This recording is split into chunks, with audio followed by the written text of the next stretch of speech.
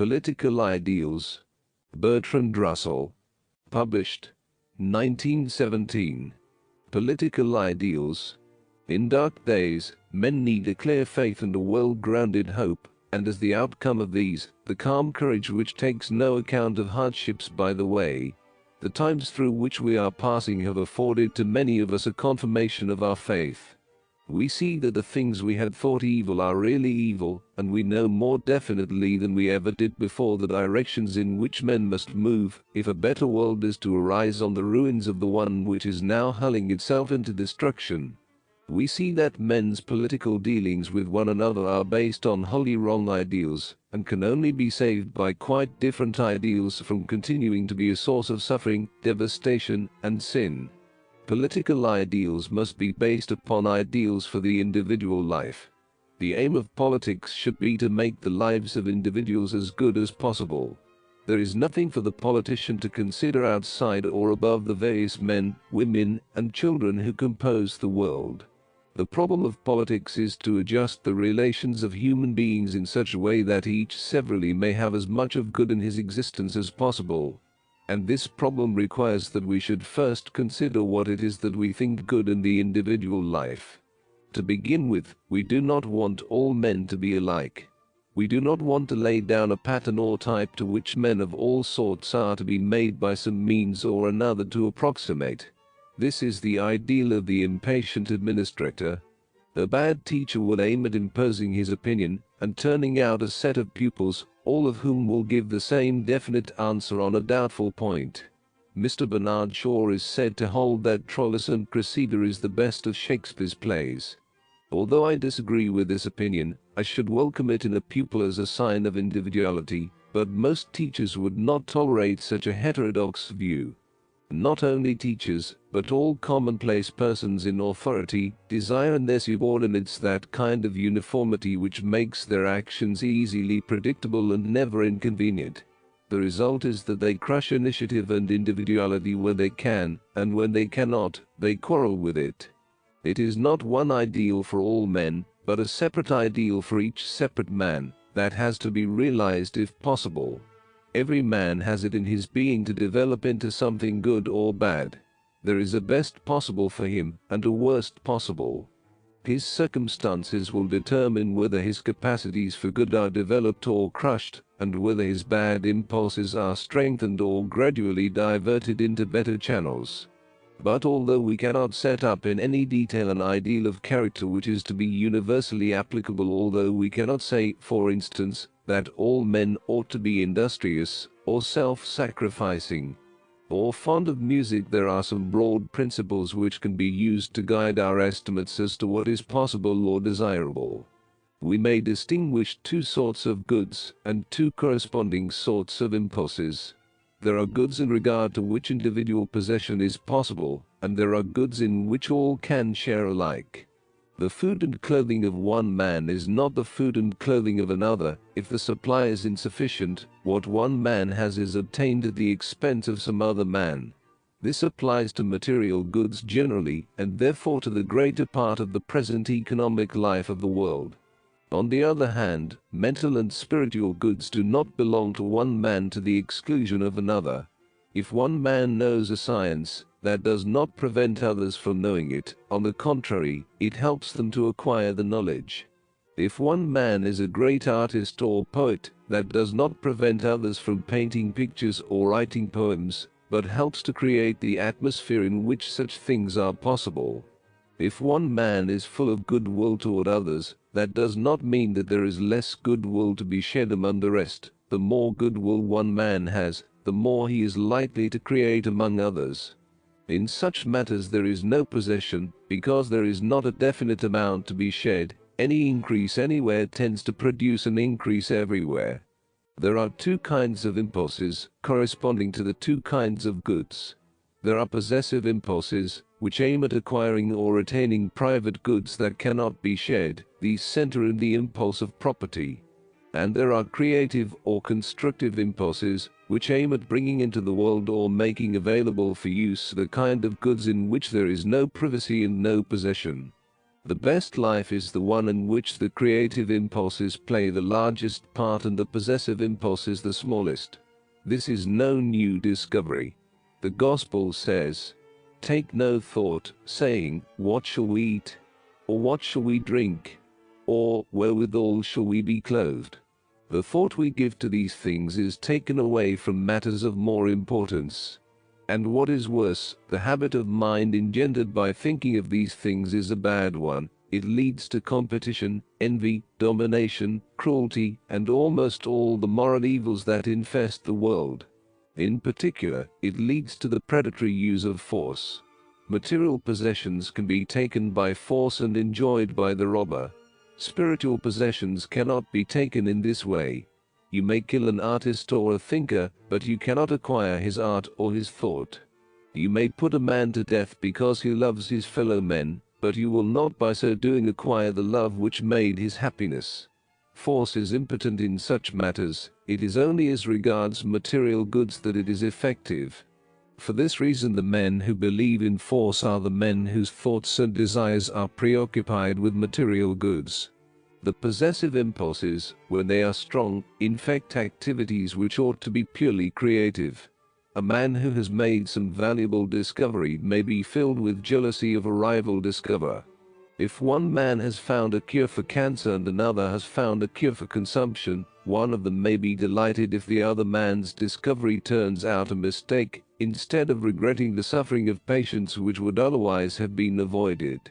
In such cases, instead of desiring knowledge for its own sake, or for the sake of its usefulness, a man is desiring it as a means to reputation. Every creative impulse is shadowed by a possessive impulse. Even the aspirant to saintliness may be jealous of the more successful saint. Most affection is accompanied by some tinge of jealousy, which is a possessive impulse intruding into the creative region. Worst of all, in this direction, is the sheer envy of those who have missed everything worth having in life, and who are instinctively bent on preventing others from enjoying what they have not had. There is often much of this in the attitude of the old toward the young. There is in human beings, as in plants and animals, a certain natural impulse of growth, and this is just as true of mental as of physical development. Physical development is helped by air and nourishment and exercise, and may be hindered by the sort of treatment which made Chinese women's feet small. In just the same way mental development may be helped or hindered by outside influences. The outside influences that help are those that merely provide encouragement or mental food or opportunities for exercising mental faculties. The influences that hinder are those that interfere with growth by applying any kind of force, whether discipline or authority or fear or the tyranny of public opinion, or the necessity of engaging in some totally uncongenial occupation. Worst of all influences are those that thwart or twist a man's fundamental impulse, which is what shows itself as conscience in the moral sphere. Such influences are likely to do a man an inward danger from which he will never recover. Those who realize the harm that can be done to others by any use of force against them, and the worthlessness of the goods that can be acquired by force, will be very full of respect for the liberty of others. They will not try to bind them or fetter them. They will be slow to judge and swift to sympathize. They will treat every human being with a kind of tenderness, because the principle of good in him is at once fragile and infinitely precious. They will not condemn those who are unlike themselves. They will know and feel that individuality brings differences, and uniformity means death. They will wish each human being to be as much a living thing, and as little a mechanical product as it is possible to be. They will cherish in each one just those things which the harsh usage of a ruthless world would destroy. In one word, all their dealings with others will be inspired by a deep impulse of reverence. What we should desire for individuals is now clear. Strong creative impulses, overpowering and absorbing the instinct of possession, reverence for others, respect for the fundamental creative impulse in ourselves.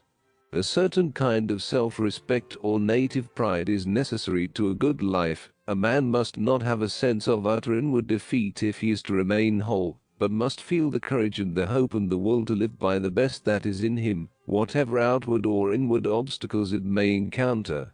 So far as it lies in the man's own power, his life will realize its best possibilities if it has three things: creative rather than possessive impulses, reverence for others, and respect for the fundamental impulse in himself.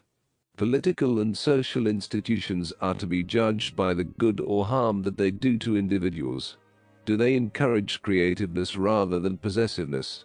Do they embody or promote a spirit of reverence between human beings? Do they preserve self-respect? In all these ways the institutions under which we live are very far indeed from what they ought to be. Institutions, and especially economic systems, have a profound influence in molding the characters of men and women. They may encourage adventure and hope, or timidity and the pursuit of safety. They may open men's minds to great possibilities, or close them against everything but the risk of obscure misfortune. They may make a man's happiness depend upon what he adds to the general possessions of the world, or upon what he can secure for himself of the private goods in which others cannot share. Modern capitalism forces the wrong decision of these alternatives upon all who are not heroic or exceptionally fortunate. Men's impulses are molded, partly by their native disposition, partly by opportunity and environment, especially early environment. Direct preaching can do very little to change impulses, though it can lead people to restrain the direct expression of them, often with the result that the impulses go underground and come to the surface again in some contorted form. When we have discovered what kinds of impulse we desire, we must not rest content with preaching, or with trying to produce the outward manifestation without the inner spring. We must try rather to alter institutions in the way that will, of itself, modify the life of impulse in the desired direction. At present our institutions rest upon two things: property and power. Both of these are very unjustly distributed. Both, in the actual world, are of great importance to the happiness of the individual. Both are possessive goods, yet without them many of the goods in which all might share are hard to acquire as things are now. Without property, as things are, a man has no freedom, and no security for the necessities of a tolerable life. Without power, he has no opportunity for initiative. If men are to have free play for their creative impulses, they must be liberated from sordid cares by a certain measure of security, and they must have a sufficient share of power to be able to exercise initiative as regards the course and conditions of their lives. Few men can succeed in being creative rather than possessive in a world which is wholly built on competition, where the great majority would fall into utter destitution if they became careless as to the acquisition of material goods. Where honor and power and respect are given to wealth rather than to wisdom, where the law embodies and consecrates the injustice of those who have toward those who have not. In such an environment even those whom nature has endowed with great creative gifts become infected with the poison of competition. Men combine in groups to attain more strength in the scramble for material goods, and loyalty to the group spreads a halo of quasi-idealism round the central impulse of greed.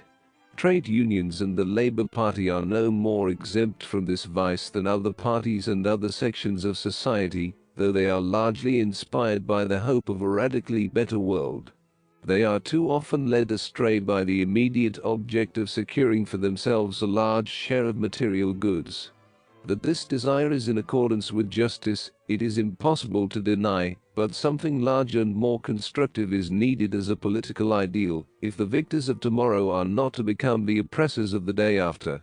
The inspiration and outcome of a reforming movement ought to be freedom and a generous spirit, not niggling restrictions and regulations. The present economic system concentrates initiative in the hands of a small number of very rich men. Those who are not capitalists have, almost always, very little choice as to their activities. When once they have selected a trade or profession, they are not part of the power that moves the mechanism, but only a passive portion of the machinery. Despite political democracy, there is still an extraordinary degree of difference in the power of self-direction belonging to a capitalist and to a man who has to earn his living. Economic affairs touch men's lives, at most times, much more intimately than political questions. At present, the man who has no capital usually has to sell himself to some large organization, such as a railway company, for example. He has no voice in its management and no liberty in politics, except what his trade union can secure for him. If he happens to desire a form of liberty which is not thought important by his trade union, he is powerless, he must submit or starve. Exactly the same thing happens to professional men.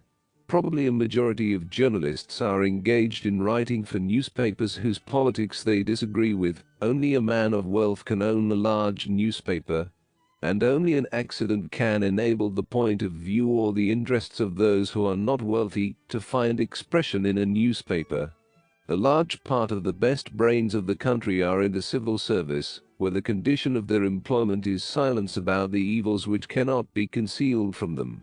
A nonconformist minister loses his livelihood if his views displease his congregation. A member of parliament loses his seat if he is not sufficiently supple or sufficiently stupid to follow or share all the turns and twists of public opinion.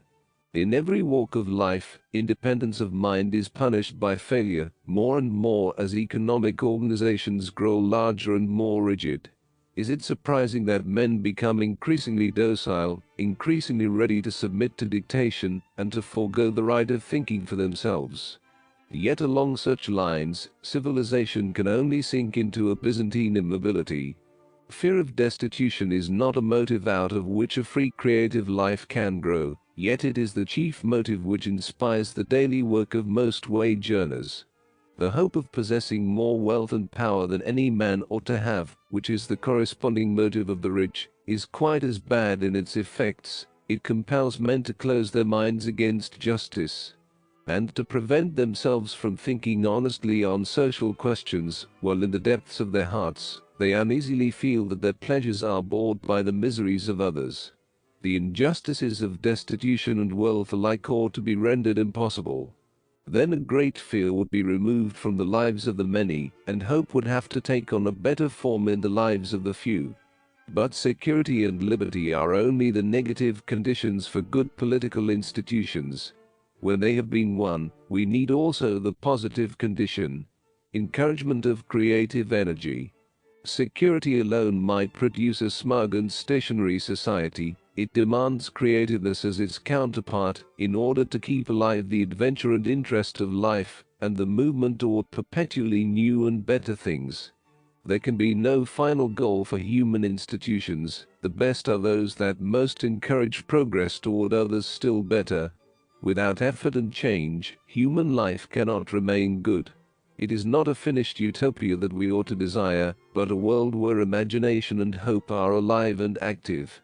It is a sad evidence of the weariness mankind has suffered from excessive toil, that his heavens have usually been places where nothing ever happened or changed. Fatigue produces the illusion that only rest is needed for happiness, but when men have rested for a time, boredom drives them to renewed activity. For this reason, a happy life must be one in which there is activity.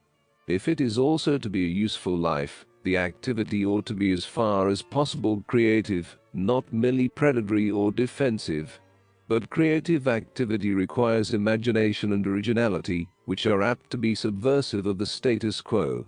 At present, those who have power dread a disturbance of the status quo, lest their unjust privileges should be taken away.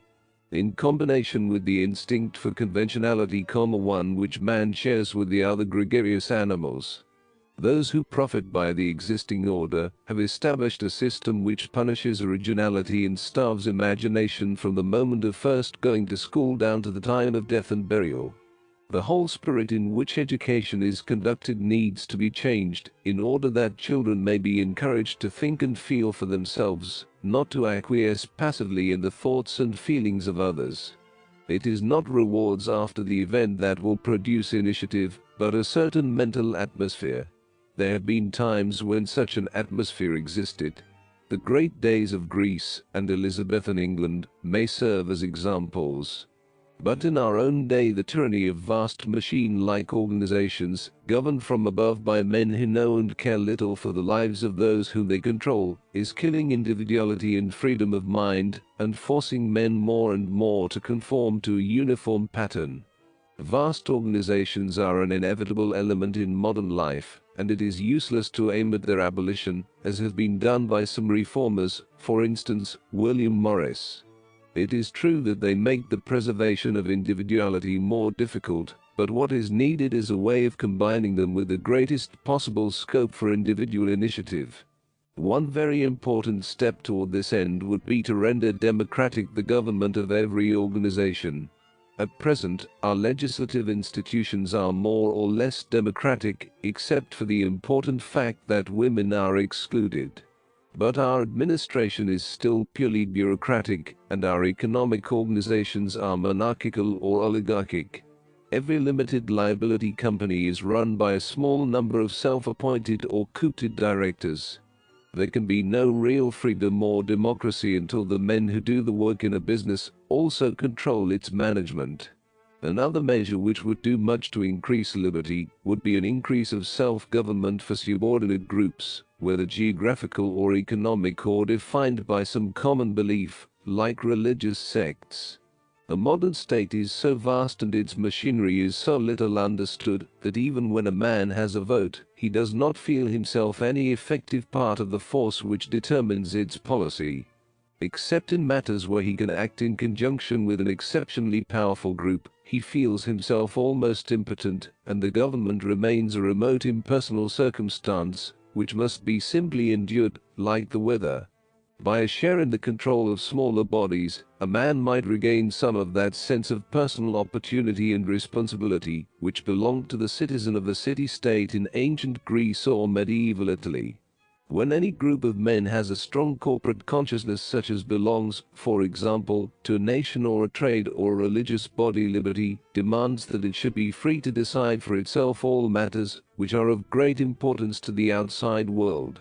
This is the basis of the universal claim for national independence. But nations are by no means the only groups which ought to have self-government for their internal concerns. And nations, like other groups, ought not to have complete liberty of action in matters which are of equal concern to foreign nations. Liberty demands self-government, but not the right to interfere with others. The greatest degree of liberty is not secured by anarchy. The reconciliation of liberty with government is a difficult problem, but it is one which any political theory must face. The essence of government is the use of force in accordance with law to secure certain ends which the holders of power consider desirable. The coercion of an individual or a group by force is always in itself more or less harmful. But if there were no government, the result would not be an absence of force in men's relations to each other, it would merely be the exercise of force by those who had strong predatory instincts, necessitating either slavery or a perpetual readiness to repel force with force on the part of those whose instincts were less violent. This is the state of affairs at present in international relations, owing to the fact that no international government exists. The results of anarchy between states should suffice to persuade us that anarchism has no solution to offer for the evils of the world.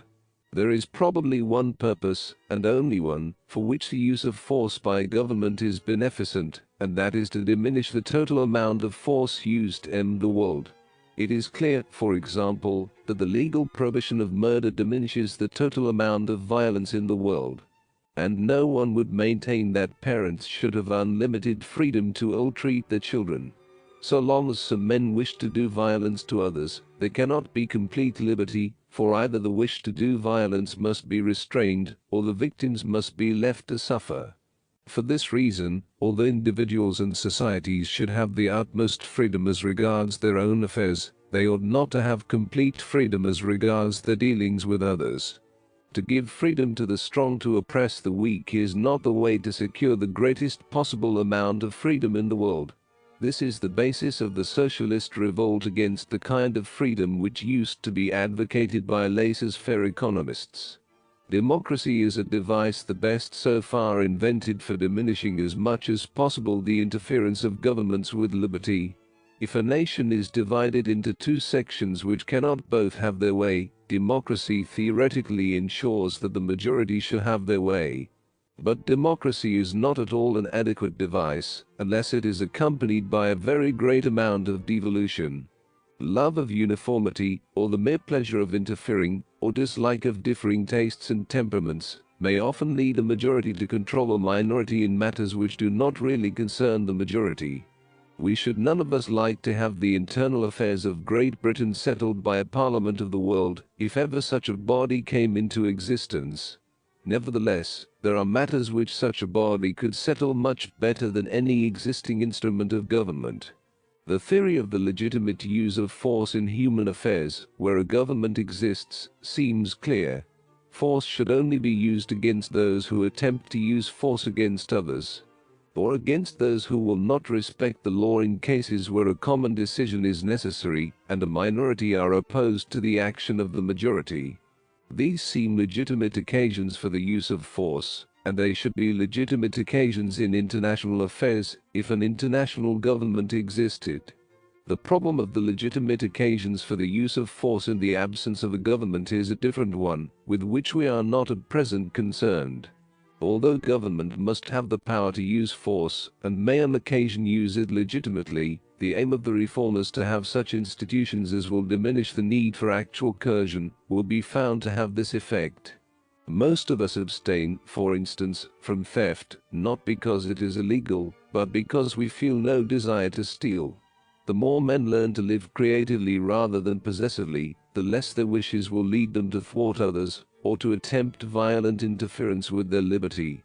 Most of the conflicts of interests, which lead individuals or organizations into disputes, are purely imaginary, and would be seen to be so if men aimed more at the goods in which all can share, and less at those private possessions that are the source of strife.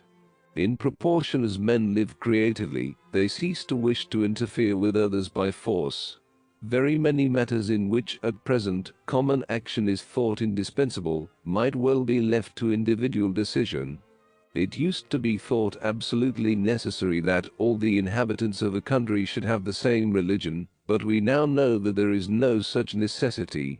In like manner it will be found, as men grow more tolerant in their instincts, that many uniformities now insisted upon are useless and even harmful. Good political institutions would weaken the impulse toward force and domination in two ways. First, by increasing the opportunities for the creative impulses, and by shaping education so as to strengthen these impulses. Secondly, by diminishing the outlets for the possessive instincts. The diffusion of power, both in the political and the economic sphere, instead of its concentration in the hands of officials and captains of industry, would greatly diminish the opportunities for acquiring the habit of command, out of which the desire for exercising tyranny is apt to spring. Autonomy, both for districts and for organizations, would leave fewer occasions when governments were called upon to make decisions as to other people's concerns.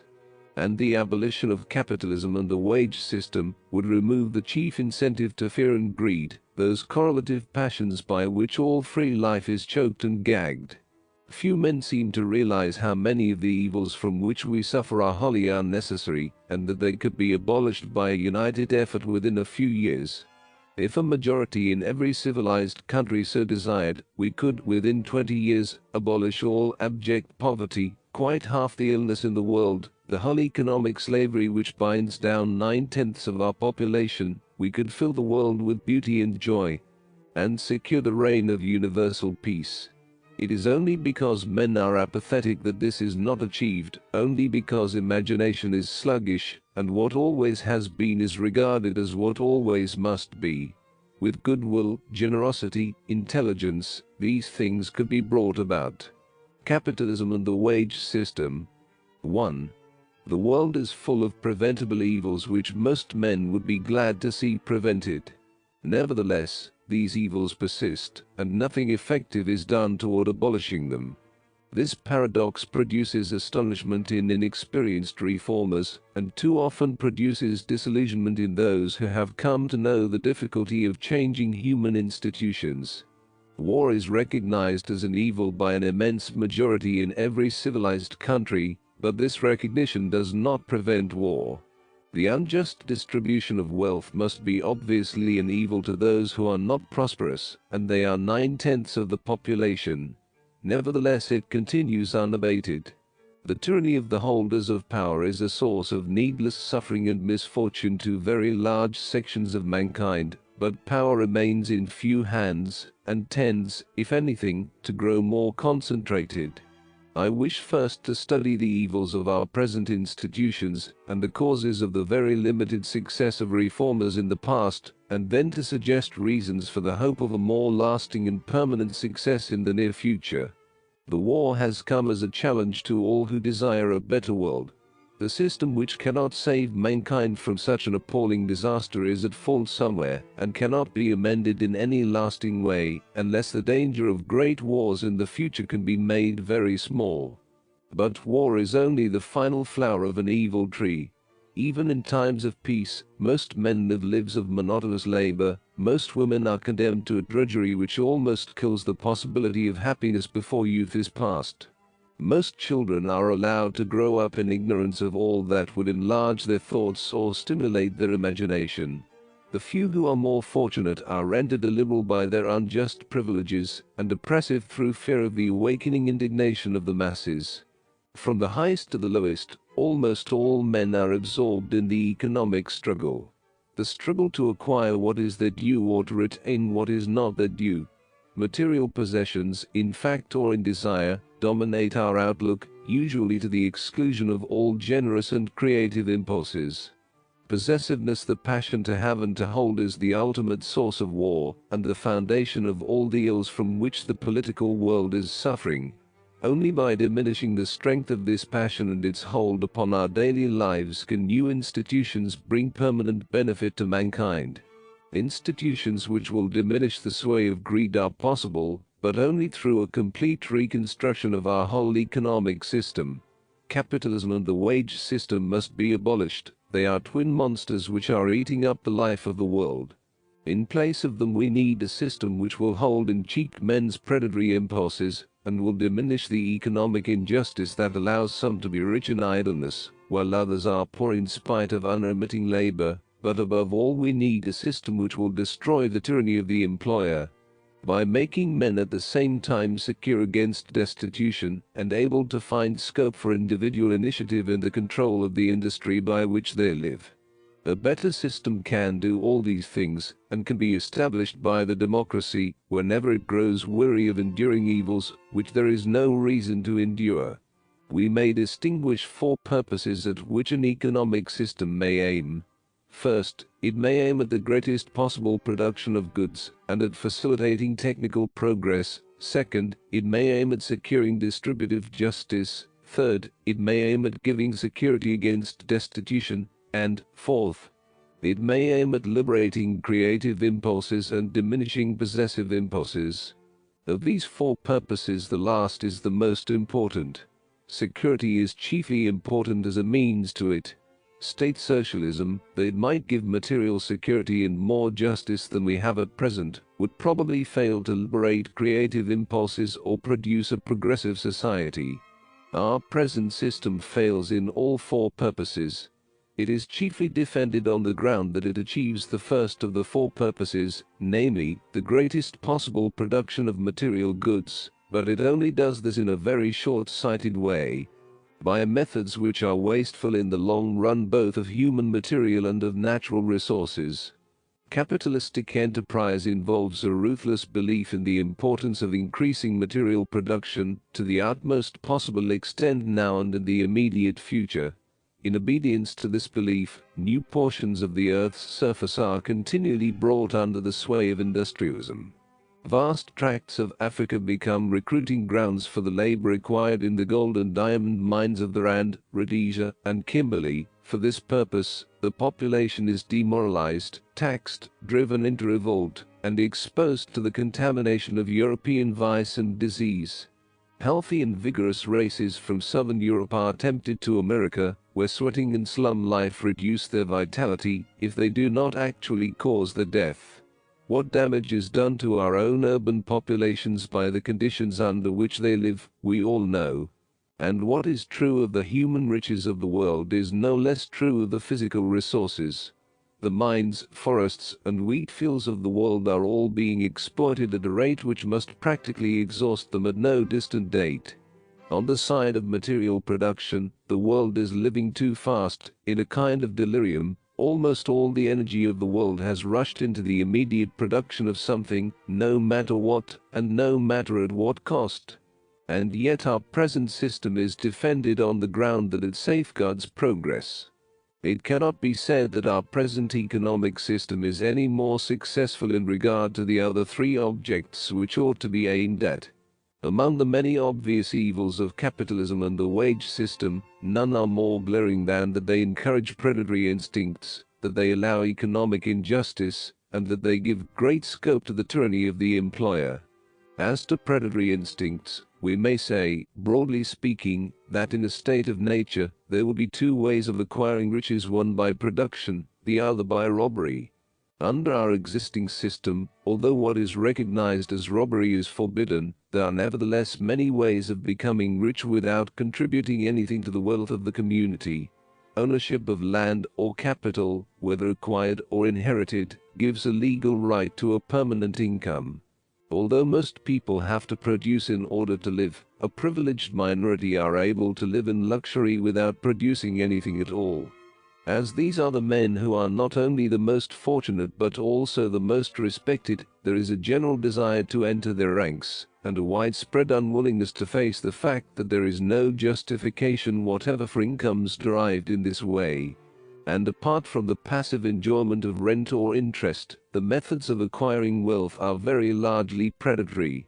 It is not, as a rule, by means of useful inventions, or of any other action which increases the general wealth of the community, that men amass fortunes. It is much more often by skill in exploiting or circumventing others.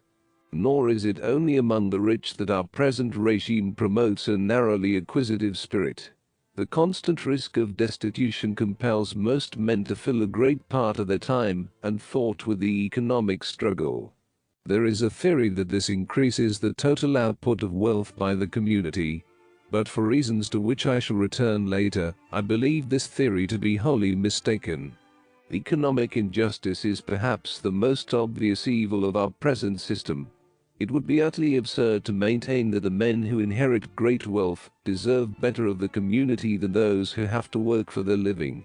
I am not prepared to maintain that economic justice requires an exactly equal income for everybody. Some kinds of work require a larger income for efficiency than others do, but there is economic injustice as soon as a man has more than his share.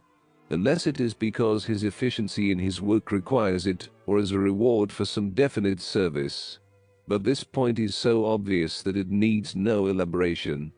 The modern growth of monopolies in the shape of trusts, cartels, federations of employers and so on, has greatly increased the power of the capitalist to levy toll on the community.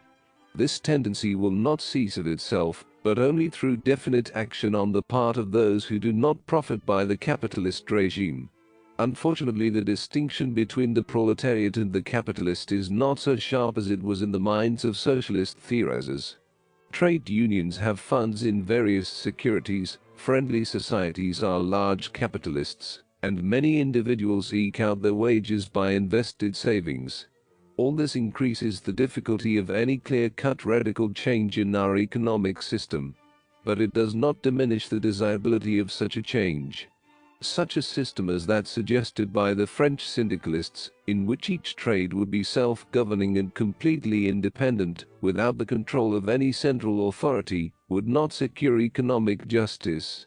Some trades are in a much stronger bargaining position than others. Coal and transport, for example, could paralyze the national life, and could levy blackmail by threatening to do so. On the other hand, such people as school teachers, for example, could rouse very little terror by the threat of a strike, and would be in a very weak bargaining position. Justice can never be secured by any system of unrestrained force exercised by interested parties in their own interests. For this reason, the abolition of the state, which the syndicalists seem to desire, would be a measure not compatible with economic justice. The tyranny of the employer, which at present robs the greater part of most men's lives of all liberty and all initiative, is unavoidable so long as the employer retains the right of dismissal, with consequent loss of pay. This right is supposed to be essential in order that men may have an incentive to work thoroughly. But as men grow more civilized, incentives based on hope become increasingly preferable to those that are based on fear. It would be far better that men should be rewarded for working well than that they should be punished for working badly. This system is already in operation in the civil service, where a man is only dismissed for some exceptional degree of vice or virtue, such as murder or illegal abstention from it.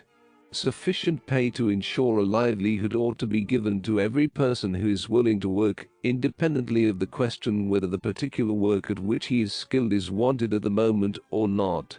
If it is not wanted, some new trade which is wanted ought to be taught at the public expense. Why, for example, should a hansom cab driver be allowed to suffer on account of the introduction of taxis? He has not committed any crime, and the fact that his work is no longer wanted is due to causes entirely outside his control.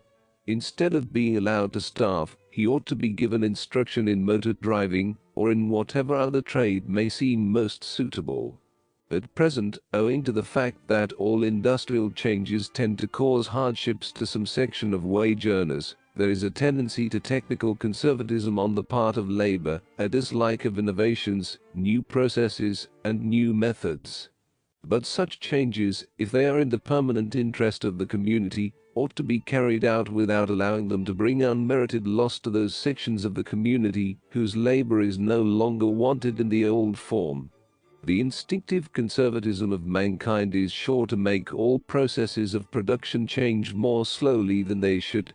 It is a pity to add to this by the avoidable conservatism which is forced upon organized labor at present through the unjust workings of a change. It will be said that men will not work well if the fear of dismissal does not spur them on. I think it is only a small percentage of whom this would be true at present, and those of whom it would be true might easily become industrious if they were given more congenial work or wiser training. The residue who cannot be coaxed into industry by any such methods are probably to be regarded as pathological cases, requiring medical rather than penal treatment. And against this residue must be set the very much larger number who are now ruined in health or in morale by the terrible uncertainty of their livelihood and the great irregularity of their employment. To very many, security would bring a quite new possibility of physical and moral health. The most dangerous aspect of the tyranny of the employer is the power which it gives him of interfering with men's activities outside their working hours. A man may be dismissed because the employer dislikes his religion or his politics, or chooses to think his private life immoral. He may be dismissed because he tries to produce a spirit of independence among his fellow employees. He may fail completely to find employment merely on the ground that he is better educated than most, and therefore more dangerous. Such cases actually occur at present. This evil would not be remedied, but rather intensified, under state socialism, because, where the state is the only employer, there is no refuge from its prejudices, such as may now accidentally rise through the differing opinions of different men. The state would be able to enforce any system of beliefs it happened to like, and it is almost certain that it would do so. Freedom of thought would be penalized, and all independence of spirit would die out. Any rigid system would involve this evil. It is very necessary that there should be diversity and lack of complete systematization. Minorities must be able to live and develop their opinions freely. If this is not secured, the instinct of persecution and conformity will force all men into one mold and make all vital progress impossible. For these reasons, no one ought to be allowed to suffer destitution so long as he or she is willing to work. And no kind of inquiry ought to be made into opinion or private life. It is only on this basis that it is possible to build up an economic system not founded upon tyranny and terror. 2. The power of the economic reformer is limited by the technical productivity of labor. so long as it was necessary to the bare subsistence of the human race that most men should work very long hours for a pittance, so long no civilization was possible except an aristocratic one. If there were to be men with sufficient leisure for any mental life, there had to be others who were sacrificed for the good of the few. But the time when such a system was necessary has passed away with the progress of machinery. It would be possible now, if we had a wise economic system, for all who have mental needs to find satisfaction for them. By a few hours a day of manual work, a man can produce as much as is necessary for his own subsistence, and if he is willing to forego luxuries, that is all that the community has a right to demand of him. It ought to be open to all who so desire to do short hours of work for little pay, and devote their leisure to whatever pursuit happens to attract them. No doubt the great majority of those who chose this course would spend their time in mere amusement, as most of the rich do at present. But it could not be said, in such a society, that they were parasites upon the labor of others. And there would be a minority who would give their hours of nominal idleness to science or art or literature, or some other pursuit, out of which fundamental progress may come. In all such matters, organization and system can only do harm. The one thing that can be done is to provide opportunity, without repining at the waste that results from most men failing to make good use of the opportunity. But except in cases of unusual laziness or eccentric ambition, most men would elect to do a full day's work for a full day's pay. For these, who would form the immense majority, the important thing is that ordinary work should, as far as possible, afford interest and independence and scope for initiative. These things are more important than income, as soon as a certain minimum has been reached. They can be secured by guild socialism, by industrial self-government subject to state control, as regards the relations of a trade to the rest of the community. So far as I know, they cannot be secured in any other way.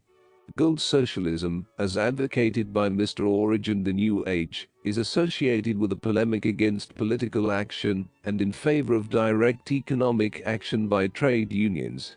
It shares this with syndicalism, from which most of what is new in it is derived.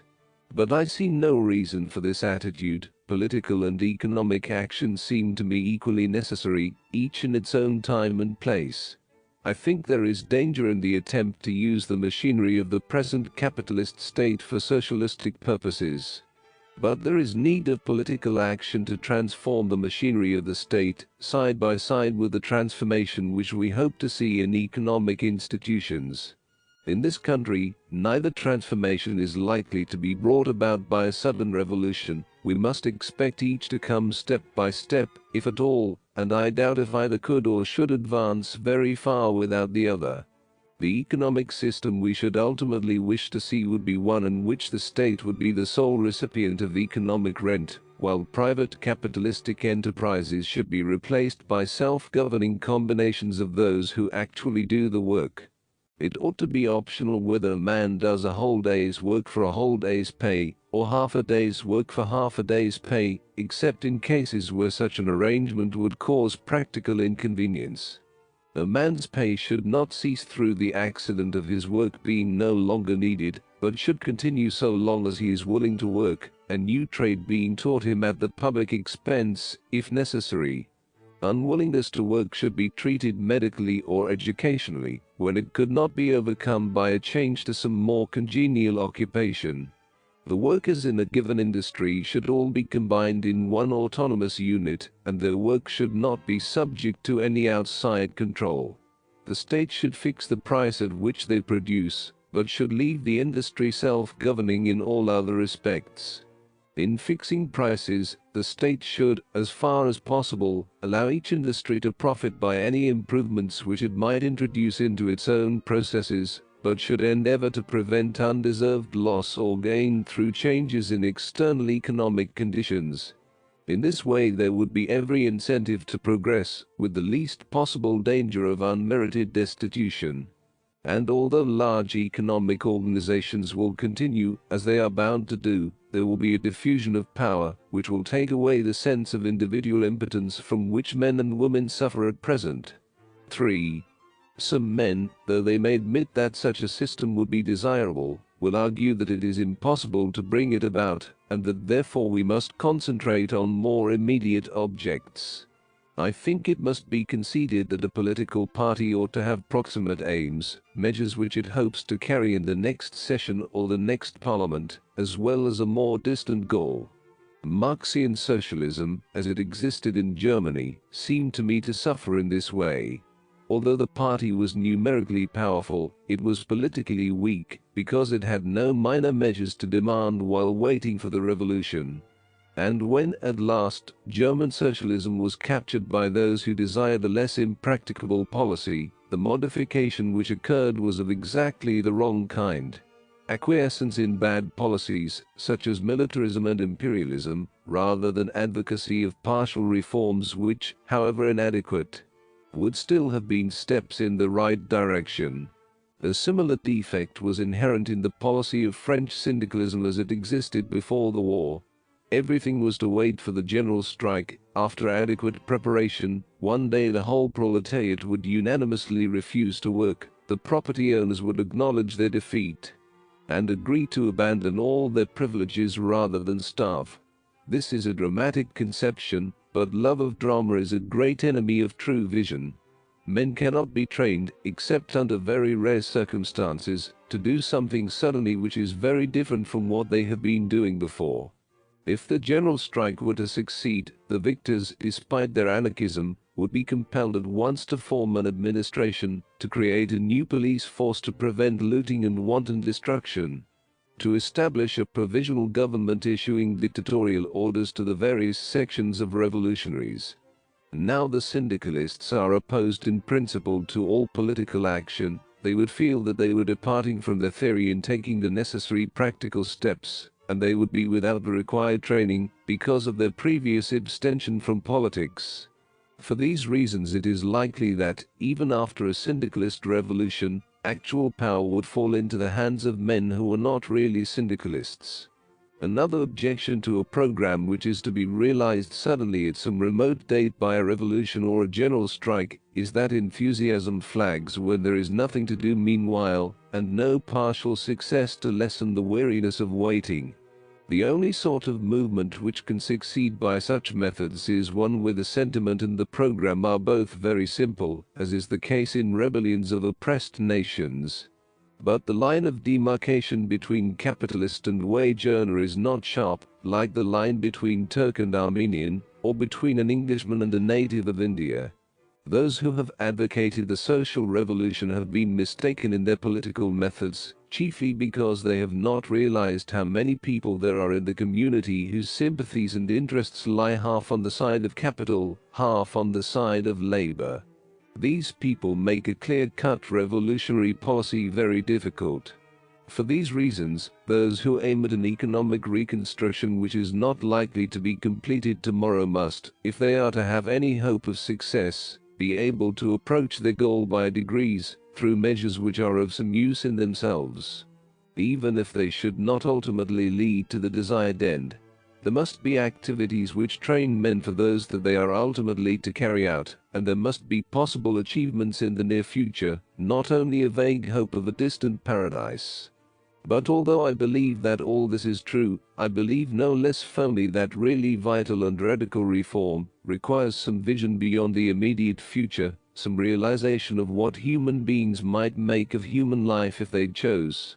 Without some such hope, men will not have the energy and enthusiasm necessary to overcome opposition, or the steadfastness to persist when their aims are for the moment unpopular. Every man who has really sincere desire for any great amelioration in the conditions of life, has first to face ridicule, then persecution, then cajolery and attempts at subtle corruption. We know from painful experience how few pass unscathed through these three ordeals. The last especially, when the reformer is shown all the kingdoms of the earth, is difficult, indeed almost impossible, except for those who have made their ultimate goal vivid to themselves by clear and definite thought. Economic systems are concerned essentially with the production and distribution of material goods. Our present system is wasteful on the production side, and unjust on the side of distribution. It involves a life of slavery to economic forces for the great majority of the community, and for the minority a degree of power over the lives of others which no man ought to have. In a good community, the production of the necessaries of existence would be a mere preliminary to the important and interesting part of life, except for those who find a pleasure in some part of the work of producing necessaries. It is not in the least necessary that economic needs should dominate man as they do at present. This is rendered necessary at present, partly by the inequalities of wealth, partly by the fact that things of real value, such as a good education, are difficult to acquire, except for the well-to-do. Private ownership of land and capital is not defensible on grounds of justice, or on the ground that it is an economical way of producing what the community needs. But the chief objections to it are that it stunts the lives of men and women, that it enshrines a ruthless possessiveness in all the respect which is given to success, that it leads men to fill the greater part of their time and thought with the acquisition of purely material goods, and that it affords a terrible obstacle to the advancement of civilization and creative energy. The approach to a system free from these evils need not be sudden. It is perfectly possible to proceed step by step towards economic freedom and industrial self-government. It is not true that there is any outward difficulty in creating the kind of institutions that we have been considering. If organized labor wishes to create them, nothing could stand in its way. The difficulty involved is merely the difficulty of inspiring men with hope, of giving them enough imagination to see that the evils from which they suffer are unnecessary, and enough thought to understand how the evils are to be cured. This is a difficulty which can be overcome by time and energy.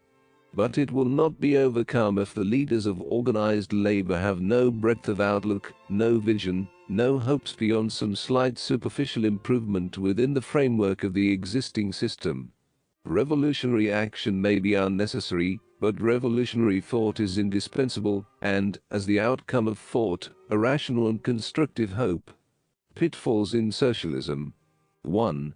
In its early days, socialism was a revolutionary movement of which the object was the liberation of the wage-earning classes and the establishment of freedom and justice. The passage from capitalism to the new regime was to be sudden and violent. Capitalists were to be expropriated without compensation, and their power was not to be replaced by any new authority. Gradually a change came over the spirit of socialism. In France, socialists became members of the government and made and unmade parliamentary majorities. In Germany, social democracy grew so strong that it became impossible for it to resist the temptation to barter away some of its intransigence in return for government recognition of its claims. In England, the Fabians tore the advantage of reform as against revolution, and of conciliatory bargaining as against irreconcilable antagonism. The method of gradual reform has many merits as compared to the method of revolution, and I have no wish to preach revolution. But gradual reform has certain dangers, to wit, the ownership or control of businesses hitherto in private hands, and by encouraging legislative interference for the benefit of various sections of the wage-earning classes. I think it is at least doubtful whether such measures do anything at all to contribute toward the ideals which inspire the early socialists, and still inspire the great majority of those who advocate some form of socialism. Let us take as an illustration such a measure as state purchase of railways. This is a typical object of state socialism, thoroughly practicable, already achieved in many countries, and clearly the sort of step that must be taken in any piecemeal approach to complete collectivism. Yet I see no reason to believe that any real advance toward democracy, freedom, or economic justice is achieved when a state takes over the railways after full compensation to the shareholders. Economic justice demands a diminution, if not a total abolition, of the proportion of the national income which goes to the recipients of rent and interest. But when the holders of railway shares are given government stock to replace their shares, they are given the prospect of an income in perpetuity equal to what they might reasonably expect to have derived from their shares. Unless there is reason to expect a great increase in the earnings of railways, the whole operation does nothing to alter the distribution of wealth. This could only be effected if the present owners were expropriated, or paid less than the market value, or given a mere life interest as compensation. When full value is given, economic justice is not advanced in any degree. There is equally little advance toward freedom. The men employed on the railway have no more voice than they had before in the management of the railway, or in the wages and conditions of work.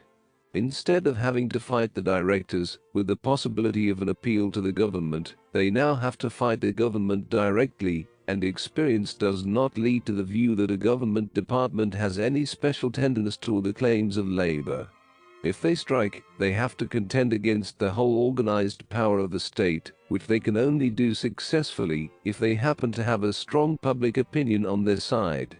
In view of the influence which the state can always exercise on the press, public opinion is likely to be biased against them, particularly when a nominally progressive government is in power.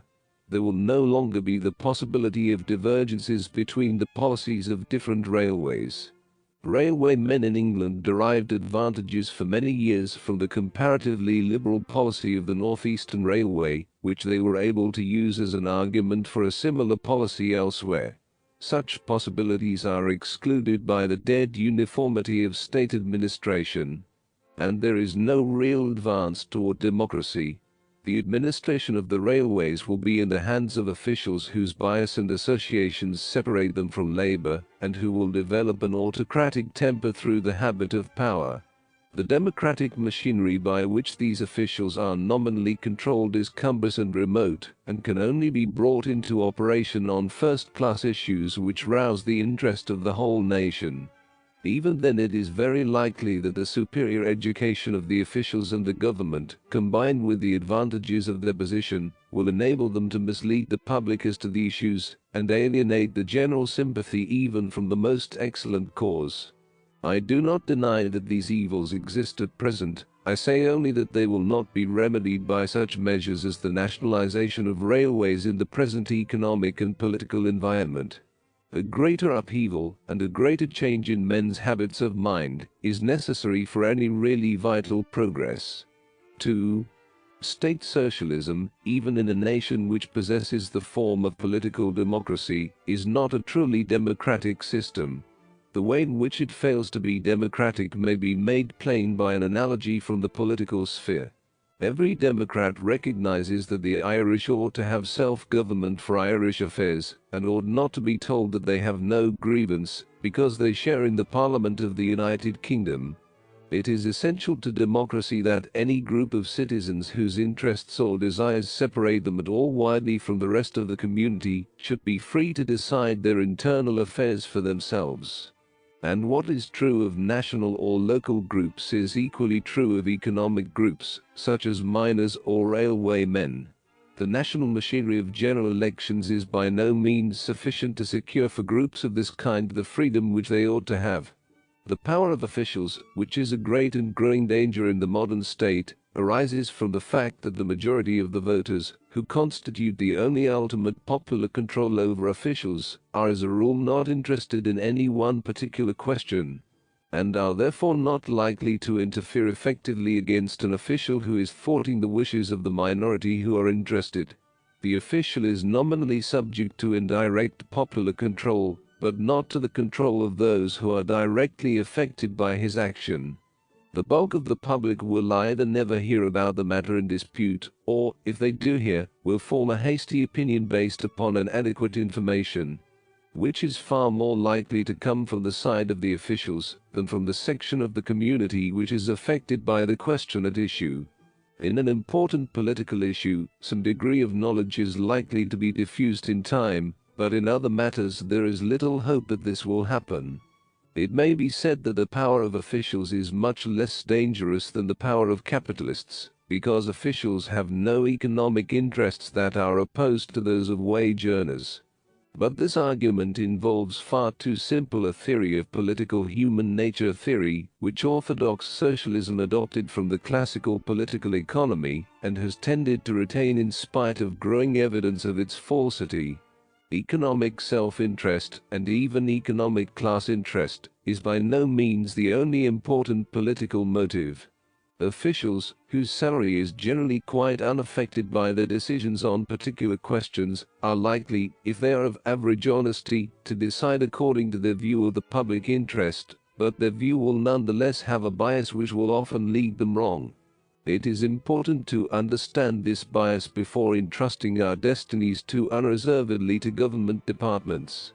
The first thing to observe is that, in any very large organization, and above all in a great state, officials and legislators are usually very remote from those whom they govern, and not imaginatively acquainted with the conditions of life to which their decisions will be applied.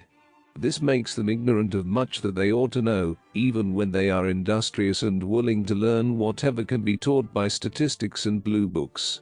The one thing they understand intimately is the office routine and the administrative rules. The result is an undue anxiety to secure a uniform system.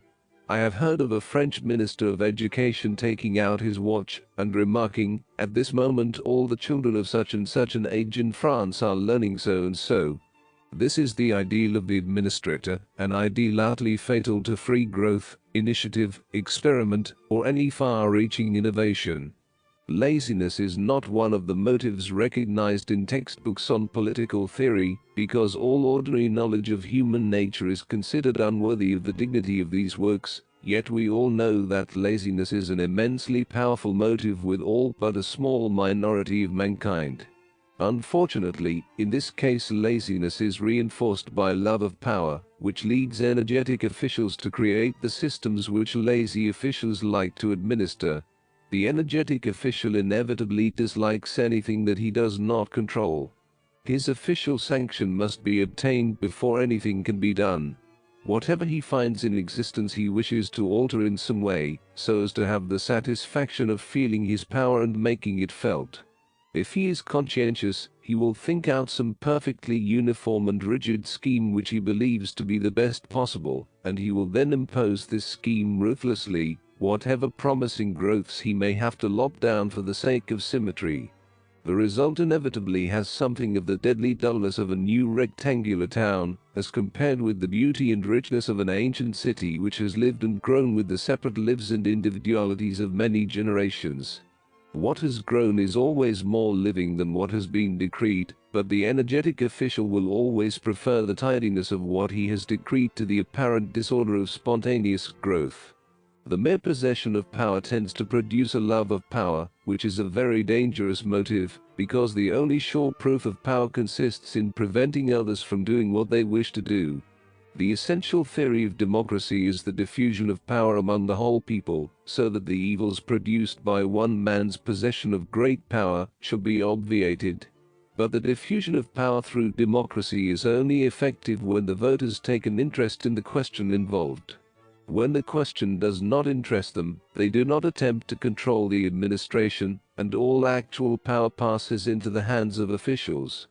For this reason, the true ends of democracy are not achieved by state socialism, or by any system which places great power in the hands of men, subject to no popular control, except that which is more or less indirectly exercised through Parliament. Any fresh survey of men's political actions shows that, in those who have enough energy to be politically effective, love of power is a stronger motive than economic self-interest. Love of power actuates the great millionaires, who have far more money than they can spend, but continue to amass wealth, merely in order to control more and more of the world's finance. To love of power is obviously the ruling motive of many politicians. It is also the chief cause of wars, which are admittedly almost always a bad speculation from the mere point of view of wealth. For this reason, a new economic system which merely attacks economic motives and does not interfere with the concentration of power is not likely to effect any very great improvement in the world. This is one of the chief reasons for regarding state socialism with suspicion. 3. The problem of the distribution of power is a more difficult one than the problem of the distribution of wealth. The machinery of representative government has concentrated on ultimate power as the only important matter and has ignored immediate executive power. Almost nothing has been done to democratize administration. Government officials, in virtue of their income, security, and social position, are likely to, and whether or not they are on the side of the rich, they are not likely, for the reasons we have been considering, to be genuinely in favor of progress. What applies to government officials applies also to members of parliament, with the sole difference that they have had to recommend themselves to a constituency. This, however, only adds hypocrisy to the other qualities of a ruling caste. Whoever has stood in the lobby of a House of Commons, watching members emerge with wandering eye and hypothetical smile, until the constituent is espied, his arm taken, my dear fellow whispered in his ear, and his steps guided toward the inner precincts, whoever, observing this, has realized that these are the arts by which men become and remain legislators, can hardly fail to feel that democracy as it exists, is not an absolutely perfect instrument of government. It is a painful fact that the ordinary voter, at any rate in England, is quite blind to insincerity. The man who does not care about any definite political measures can generally be won by corruption or flattery, open or concealed. The man who is set on securing reforms will generally prefer an ambitious windbag to a man who desires the public good without possessing a ready tongue. And the ambitious windbag, as soon as he has become a power by the enthusiasm he has aroused, will sell his influence to the governing clique, sometimes openly, sometimes by the more subtle method of intentionally failing at a crisis. This is part of the normal working of democracy as embodied in representative institutions. Yet a cure must be found if democracy is not to remain a farce. One of the sources of evil in modern large democracies is the fact that most of the electorate have no direct or vital interest in most of the questions that arise. Should Welsh children be allowed the use of the Welsh language in schools? Should gypsies be compelled to abandon their nomadic life at the bidding of the education authorities? Should miners have an 8-hour day? Should Christian Scientists be compelled to call in doctors in case of serious illness? These are matters of passionate interest to certain sections of the community, but of very little interest to the great majority. If they are decided according to the wishes of the numerical majority, the intense desires of a minority will be overborne by the very slight and uninformed whims of the indifferent remainder. If the minority are geographically concentrated, so that they can decide elections in a certain number of constituencies, like the Welsh and the miners, they have a good chance of getting their way, by the wholly beneficent process which its enemies describe as log rolling. But if they are scattered and politically feeble, like the gypsies and the Christian Scientists, they stand a very poor chance against the prejudices of the majority. Even when they are geographically concentrated, like the Irish, they may fail to obtain their wishes, because they arouse some hostility or some instinct of domination in the majority. Such a state of affairs is the negation of all democratic principles. The tyranny of the majority is a very real danger. It is a mistake to suppose that the majority is necessarily right. On every new question the majority is always wrong at first. In matters where the state must act as a whole, such as tariffs, for example, decision by majorities is probably the best method that can be devised. But there are a great many questions in which there is no need of a uniform decision. Religion is recognized as one of these. Education ought to be one, provided a certain minimum standard is attained. Military service clearly ought to be one. Wherever divergent action by different groups is possible without anarchy, it ought to be permitted. In such cases it will be found by those who consider past history, that, whenever any new fundamental issue arises, the majority are in the wrong, because they are guided by prejudice and habit. Progress comes through the gradual effect of a minority in converting opinion and altering custom. At one time not so very long ago it was considered monstrous wickedness to maintain that old women ought not to be burned as witches. If those who held this opinion had been forcibly suppressed, we should still be steeped in medieval superstition. For such reasons, it is of the utmost importance that the majority should refrain from imposing its will as regards matters in which uniformity is not absolutely necessary. 4. The cure for the evils and dangers which we have been considering is a very great extension of devolution and federal government. Wherever there is a national consciousness, as in Wales and Ireland, the area in which it exists ought to be allowed to decide all purely local affairs without external interference. But there are many matters which ought to be left to the management, not of local groups, but of trade groups, or of organizations embodying some set of opinions. In the East, men are subject to different laws according to the religion they profess. Something of this kind is necessary if any semblance of liberty is to exist where there is great divergence in beliefs. Some matters are essentially geographical, for instance, gas and water, roads, tariffs, armies and navies. These must be decided by an authority representing an area. How large the area ought to be depends upon accidents of topography and sentiment, and also upon the nature of the matter involved. Gas and water require a small area, roads a somewhat larger one, while the only satisfactory area for an army or a navy is the whole planet, since no smaller area will prevent war. But the proper unit in most economic questions, and also in most questions that are intimately concerned with personal opinions, is not geographical at all.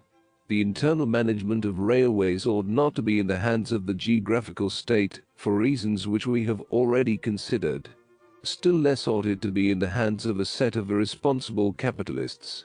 The only truly democratic system would be one which left the internal management of railways in the hands of the men who work on them. These men should elect the general manager and a parliament of directors if necessary. All questions of wages, conditions of labor, running of trains, and acquisition of material should be in the hands of a body responsible only to those actually engaged in the work of the railway. The same arguments apply to other large trades: mining, iron and steel, cotton, and so on. British trade unionism, it seems to me, has erred in conceiving labor and capital as both permanent forces, which were to be brought to some equality of strength by the organization of labor. This seems to me too modest an ideal. The ideal which I should wish to substitute involves the conquest of democracy and self-government in the economic sphere as in the political sphere, and the total abolition of the power now wielded by the capitalist. The man who works on a railway ought to have a voice in the government of the railway, just as much as the man who works in the state has a right to a voice in the management of his state. The concentration of business initiative in the hands of the employers is a great evil, and robs the employees of their legitimate share of interest in the larger problems of their trade. French syndicalists were the first to advocate the system of trade autonomy as a better solution than state socialism. But in their view the trades were to be independent, almost like sovereign states at present. Such a system would not promote peace, any more than it does at present in international relations. In the affairs of any body of men, we may broadly distinguish what may be called questions of home politics from questions of foreign politics. Every group sufficiently well marked to constitute a political entity ought to be autonomous in regard to internal matters, but not in regard to those that directly affect the outside world. If two groups are both entirely free as regards their relations to each other, there is no way of averting the danger of an open or covert appeal to force. The relations of a group of men to the outside world ought, whenever possible, to be controlled by a neutral authority. It is held that the state is necessary for adjusting the relations between different trades. The men who make some commodities should be entirely free as regards hours of labor, distribution of the total earnings of the trade, and all questions of business management. But they should not be free as regards the price of what they produce, since price is a matter concerning their relations to the rest of the community. If there were nominal freedom in regard to price, there would be a danger of a constant tug of war, in which those trades which were most immediately necessary to the existence of the community could always obtain an unfair advantage. Force is no more admirable in the economic sphere than in dealings between states. In order to secure the maximum of freedom with the minimum of force, the universal principle is autonomy within each politically important group, and the neutral authority for deciding questions involving relations between groups. The neutral authority should, of course, rest on a democratic basis, but should, if possible, represent a constituency wider than that of the groups concerned. In international affairs, the only adequate authority would be one representing all civilized nations.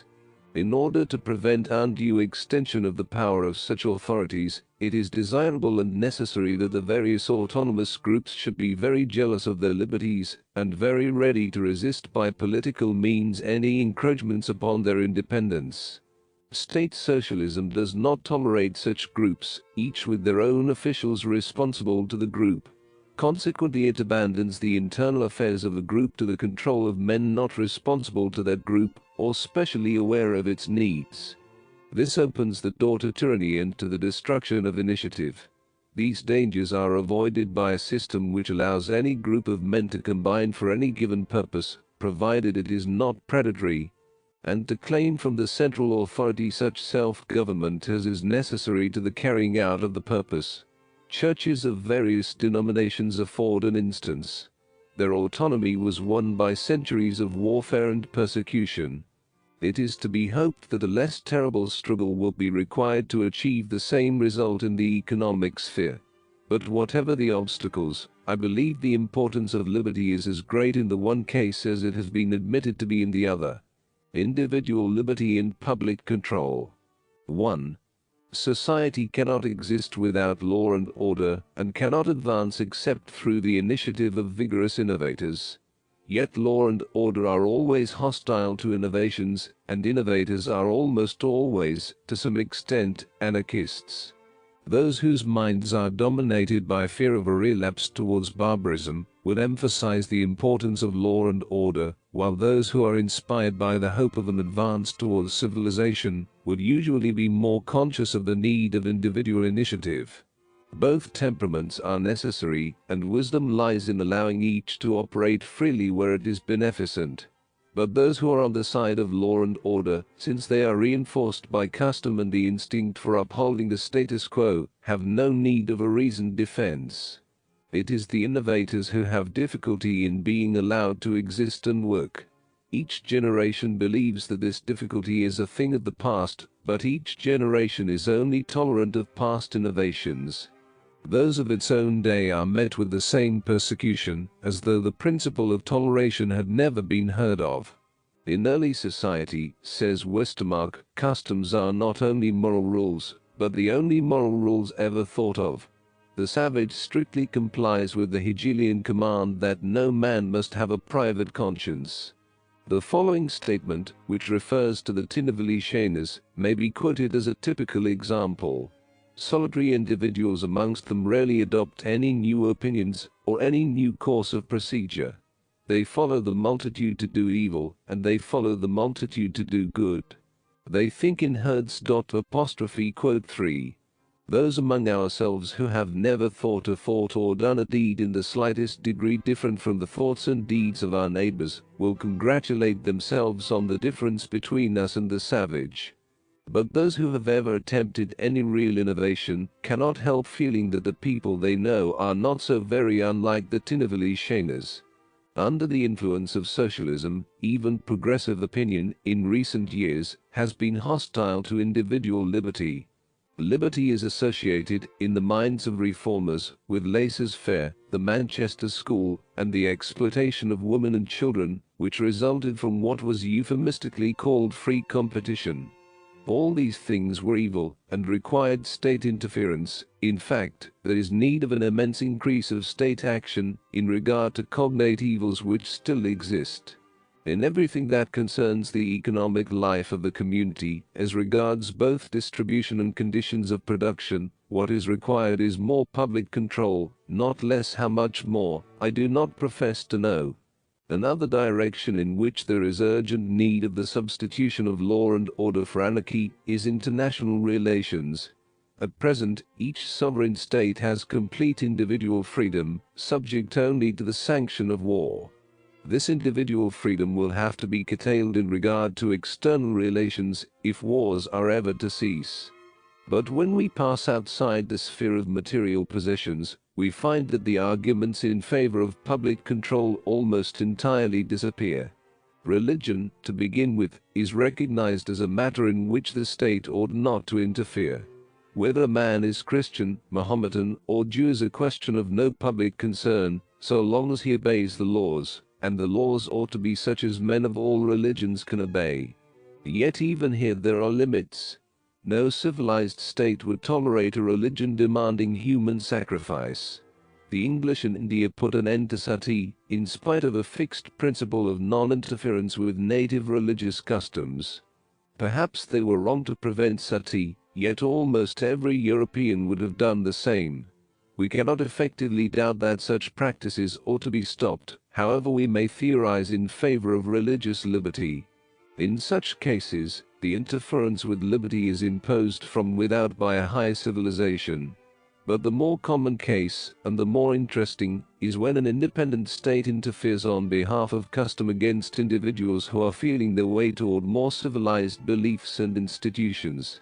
In New South Wales, says Westermarck, the firstborn of every Luba used to be eaten by the tribe as part of a religious ceremony. In the realm of Kaima, in China, according to a native account, it was customary to kill and devour the eldest son alive. Among certain tribes in British Columbia, the first child is often sacrificed to the sun. The Indians of Florida, according to Lemoyne de Morgues, sacrificed the firstborn son to the chief. 4. There are pages and pages of such instances. There is nothing analogous to these practices among ourselves. When the firstborn in Florida was told that his king and country needed him, this was a mere mistake, and with us mistakes of this kind do not occur. But it is interesting to inquire how these superstitions died out in such cases, for example, as that of Kaima, where foreign compulsion is improbable. We may surmise that some parents, under the selfish influence of parental affection, were led to doubt whether the son would really be angry if the eldest child were allowed to live. Such rationalism would be regarded as very dangerous, since it was calculated to damage the harvest. For generations the opinion would be cherished in secret by a handful of cranks, who would not be able to act upon it. At last, by concealment or flight, a few parents would save their children from the sacrifice. Such parents would be regarded as lacking all public spirit, and as willing to endanger the community for their private pleasure. But gradually it would appear that the state remained intact, and the crops were no worse than in former years. Then, by a fiction, a child would be deemed to have been sacrificed if it was solemnly dedicated to agriculture or some other work of national importance chosen by the chief. It would be many generations before the child would be allowed to choose its own occupation, after it had grown old enough to know its own tastes and capacities. And during all those generations, children would be reminded that only an act of grace had allowed them to live at all, and would exist under the shadow of a purely imaginary duty to the state. The position of those parents who first disbelieved in the utility of infant sacrifice illustrates all the difficulties which arise in connection with the adjustment of individual freedom to public control. The authorities, believing the sacrifice necessary for the good of the community, were bound to insist upon it. The parents, believing it useless, were equally bound to do everything in their power towards saving the child. How ought both parties to act in such a case? The duty of the skeptical parent is plain: to save the child by any possible means, to preach the uselessness of the sacrifice in season and out of season, and to endure patiently whatever penalty the law may indict for evasion. But the duty of the authorities is far less clear. So long as they remain firmly persuaded that the universal sacrifice of the firstborn is indispensable, they are bound to persecute those who seek to undermine this belief. But they will, if they are conscientious, very carefully examine the arguments of opponents, and be willing in advance to admit that these arguments may be sound. They will carefully search their own hearts to see whether hatred of children or pleasure in cruelty has anything to do with their belief. They will remember that in the past history of Kaima, there are innumerable instances of beliefs, now known to be false, on account of which those who disagreed with the prevalent view were put to death. Finally, they will reflect that, though errors which are traditional are often widespread, new beliefs seldom win acceptance unless they are nearer to the truth than what they replace, and they will conclude that a new belief is probably either an advance or so unlikely to become common as to be innocuous. All these considerations will make them hesitate before they resort to punishment. 2. The study of past times and uncivilized races makes it clear beyond question that the customary beliefs of tribes or nations are almost invariably false. It is difficult to divest ourselves completely of the customary beliefs of our own age and nation, but it is not very difficult to achieve a certain degree of doubt in regard to them. The inquisitor who burned men at the stake was acting with true humanity if all his beliefs were correct, but if they were in error at any point, he was inflicting a wholly unnecessary cruelty. A good working maxim in such matters is this: do not trust customary beliefs so far as to perform actions which must be disastrous, unless the beliefs in question are wholly true. The world would be utterly bad, in the opinion of the average Englishman, unless he could say Britannia rules the waves, in the opinion of the average German, unless he could say Deutschland über alles. For the sake of these beliefs, they are willing to destroy European civilization. If the beliefs should happen to be false, their action is regrettable. One fact which emerges from these considerations is that no obstacle should be placed in the way of thought and its expression, nor yet in the way of statements of fact. This was formerly common ground among liberal thinkers, though it was never quite realized in the practice of civilized countries. But it has recently become, throughout Europe, a dangerous paradox, on account of which men suffer imprisonment or starvation. For this reason it has again become worth stating. The grounds for it are so evident that I should be ashamed to repeat them if they were not universally ignored. But in the actual world it is very necessary to repeat them. To attain complete truth is not given to mortals, but to advance toward it by successive steps is not impossible. On any matter of general interest, there is usually, in any given community at any given time, a received opinion, which is accepted as a matter of course by all who give no special thought to the matter. Any questioning of the received opinion rouses hostility, for a number of reasons. The most important of these is the instinct of conventionality, which exists in all gregarious animals, and often leads them to put to death any markedly peculiar member of the herd.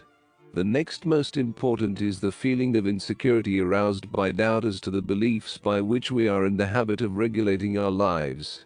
Whoever has tried to explain the philosophy of Berkeley to a plain man will have seen in its unadulterated form the anger aroused by this feeling.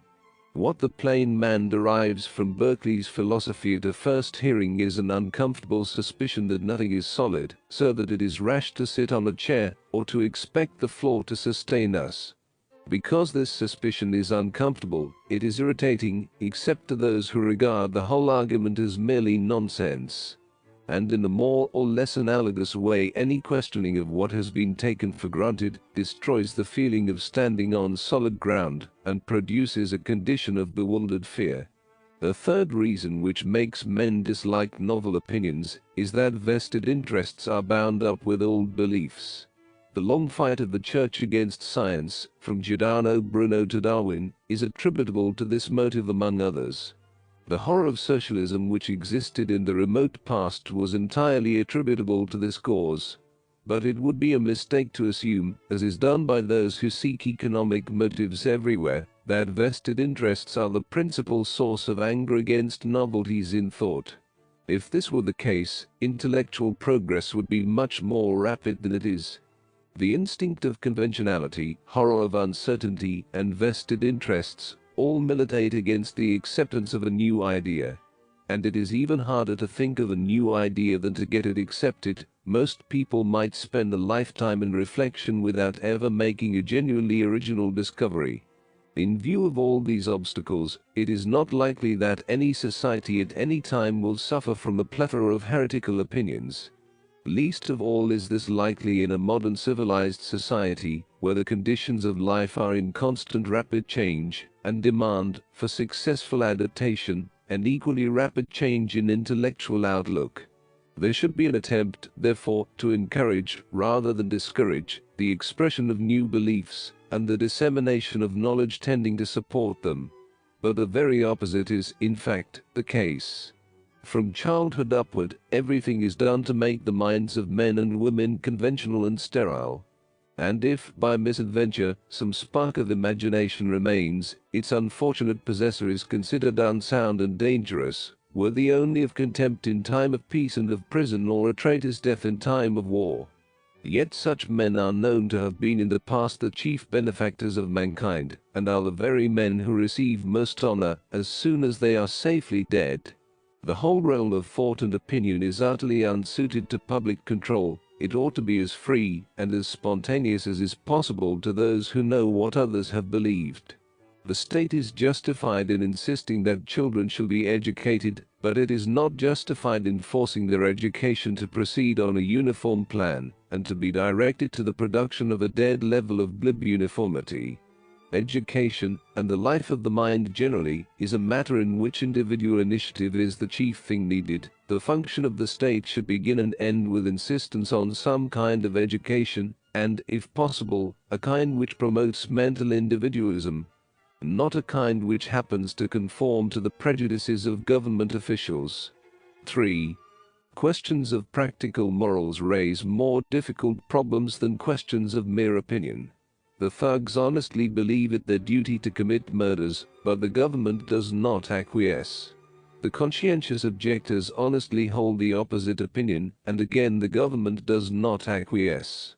Killing is a state prerogative. It is equally criminal to do it unbidden, and not to do it when bidden.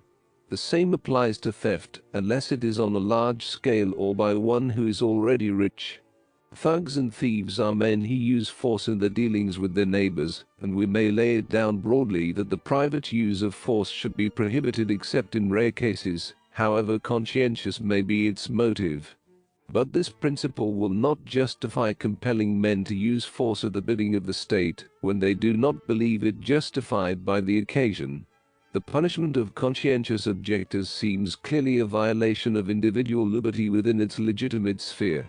It is generally assumed without question that the state has a right to punish certain kinds of sexual irregularity. No one doubts that the Mormons sincerely believed polygamy to be a desirable practice, yet the United States required them to abandon its legal recognition, and probably any other Christian country would have done likewise. Nevertheless, I do not think this prohibition was wise. Polygamy is legally permitted in many parts of the world, but is not much practiced except by chiefs and potentates. If, as Europeans generally believe, it is an undesirable custom, it is probable that the Mormons would have soon abandoned it, except perhaps for a few men of exceptional position. If, on the other hand, it had proved a successful experiment, the world would have acquired a piece of knowledge which it is now unable to possess. I think in all such cases the law should only intervene when there is some injury inflicted without the consent of the injured person. It is obvious that men and women would not tolerate having their wives or husbands selected by the state, whatever eugenists might have to say in favor of such a plan. In this it seems clear that ordinary public opinion is in the right, not because people choose wisely, but because any choice of their own is better than a forced marriage. What applies to marriage ought also to apply to the choice of a trade or profession. Although some men have no marked preferences, most men greatly prefer some occupations to others, and are far more likely to be useful citizens if they followed their preferences than if they are thwarted by a public authority. The case of the man who has an intense conviction that he ought to do a certain kind of work is peculiar, and perhaps not very common, but it is important because it includes some very important individuals.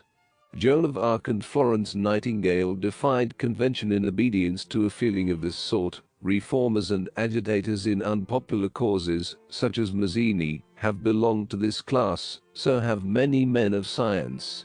In cases of this kind the individual conviction deserves the greatest respect, even if there seems no obvious justification for it.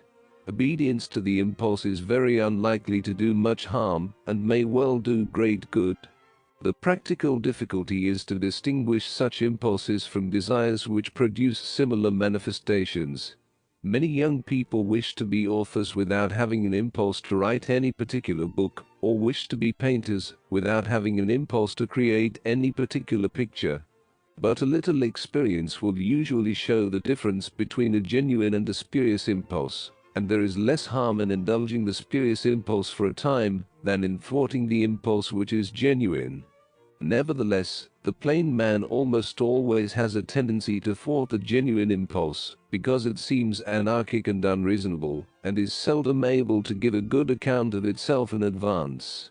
What is markedly true of some notable personalities is true, in a lesser degree, of almost every individual who has much vigor or force of life. There is an impulse towards activity of some kind, as a rule not very definite in youth, but growing gradually more sharply outlined under the influence of education and opportunity. The direct impulse toward a kind of activity for its own sake must be distinguished from the desire for the expected effects of the activity. A young man may desire the rewards of great achievement without having any spontaneous impulse toward the activities which lead to achievement. But those who actually achieve much, although they may desire the rewards, have also something in their nature which inclines them to choose a certain kind of work as the road which they must travel if their ambition is to be satisfied. This artist's impulse, as it may be called, is a thing of infinite value to the individual, and often to the world. To respect it in oneself and in others makes up 9/10 of the good life. In most human beings it is rather frail, rather easily destroyed or disturbed. Parents and teachers are too often hostile to it, and our economic system crushes out its last remnants in young men and young women. The result is that human beings cease to be individual, or to retain the native pride that is their birthright. They become machine-made, tame, convenient for the bureaucrat and the drill sergeant, capable of being tabulated in statistics without anything being omitted. This is the fundamental evil resulting from lack of liberty, and it is an evil which is being continually intensified as population grows more dense, and the machinery of organization grows more efficient. The things that men desire are many and various. Admiration, affection, power, security, ease, outlets for energy, are among the commonest of motives. But such abstractions do not touch what makes the difference between one man and another. Whenever I go to the zoological gardens, I am struck by the fact that all the movements of a stork have some common quality, differing from the movements of a parrot or an ostrich. It is impossible to put in words what the common quality is, and yet we feel that each thing an animal does is the sort of thing we might expect that animal to do. This indefinable quality constitutes the individuality of the animal, and gives rise to the pleasure we feel in watching the animal's actions. In a human being, provided he has not been crushed by an economic or governmental machine, there is the same kind of individuality, as something distinctive without which no man or woman can achieve much of importance, or attain the full dignity which is native to human beings. It is this distinctive individuality that is loved by the artist, whether painter or writer. The artist himself, and the man who is creative in no matter what direction, has more of it than the average man. Any society which crushes this quality, whether intentionally or by accident, must soon become utterly lifeless and traditional, without hope of progress and without any purpose in its being. To preserve and strengthen the impulse that makes individuality should be the foremost object of all political institutions. 4. We now arrive at certain general principles in regard to individual liberty and public control. The greater part of human impulses may be divided into two classes, those which are possessive and those which are constructive or creative. Social institutions are the garments or embodiments of impulses, and may be classified roughly according to the impulses which they embody. Property is the direct expression of possessiveness. Science and art are among the most direct expressions of creativeness. Possessiveness is either defensive or aggressive. It seeks either to retain against a robber, or to acquire from a present holder. In either case, an attitude of hostility toward others is of its essence. It would be a mistake to suppose that defensive possessiveness is always justifiable, while the aggressive kind is always blameworthy. Where there is great injustice in the status quo, the exact opposite may be the case. And ordinarily neither is justifiable. State interference with the actions of individuals is necessitated by possessiveness. Some goods can be acquired or attained by force, while others cannot. A wife can be acquired by force, as the Romans acquired the 7 women, but a wife's affection cannot be acquired in this way. There is no record that the Romans desired the affection of the 7 women, and those in whom possessive impulses are strong tend to care chiefly for the goods that force can secure. All material goods belong to this class. Liberty in regard to such goods, if it were unrestricted, would make the strong rich and the weak poor. In a capitalistic society, owing to the partial restraints imposed by law, it makes cunning men rich and honest men poor, because the force of the state is put at men's disposal, not according to any just or rational principle, but according to a set of traditional maxims of which the explanation is purely historical. In all that concerns possession and the use of force, unrestrained liberty involves anarchy and injustice. Freedom to kill, freedom to rob, freedom to defraud, no longer belong to individuals, though they still belong to great states, and are exercised by them in the name of patriotism. Neither individuals nor states ought to be free to exert force on their own initiative, except in such sudden emergencies, as will subsequently be admitted in justification by a court of law. The reason for this is that the exertion of force by one individual against another is always an evil on both sides, and can only be tolerated when it is compensated by some overwhelming resultant good. In order to minimize the amount of force actually exerted in the world, it is necessary that there should be a public authority, a repository of practically irresistible force, whose function should be primarily to repress the private use of force. The use of force is private when it is exerted by one of the interested parties, or by his friends or accomplices, not by a public neutral authority according to some rule, which is intended to be in the public interest. The regime of private property under which we live does much too little to restrain the private use of force. When a man owns a piece of land, for example, he may use force against trespassers, though they must not use force against him. It is clear that some restriction of the liberty of trespass is necessary for the cultivation of the land. But if such powers are to be given to an individual, the state ought to satisfy itself that he occupies no more land than he is warranted in occupying in the public interest, and that the share of the produce of the land that comes to him is no more than a just reward for his labors. Probably the only way in which such ends can be achieved is by state ownership of land. The possessors of land and capital are able at present, by economic pressure, to use force against those who have no possessions.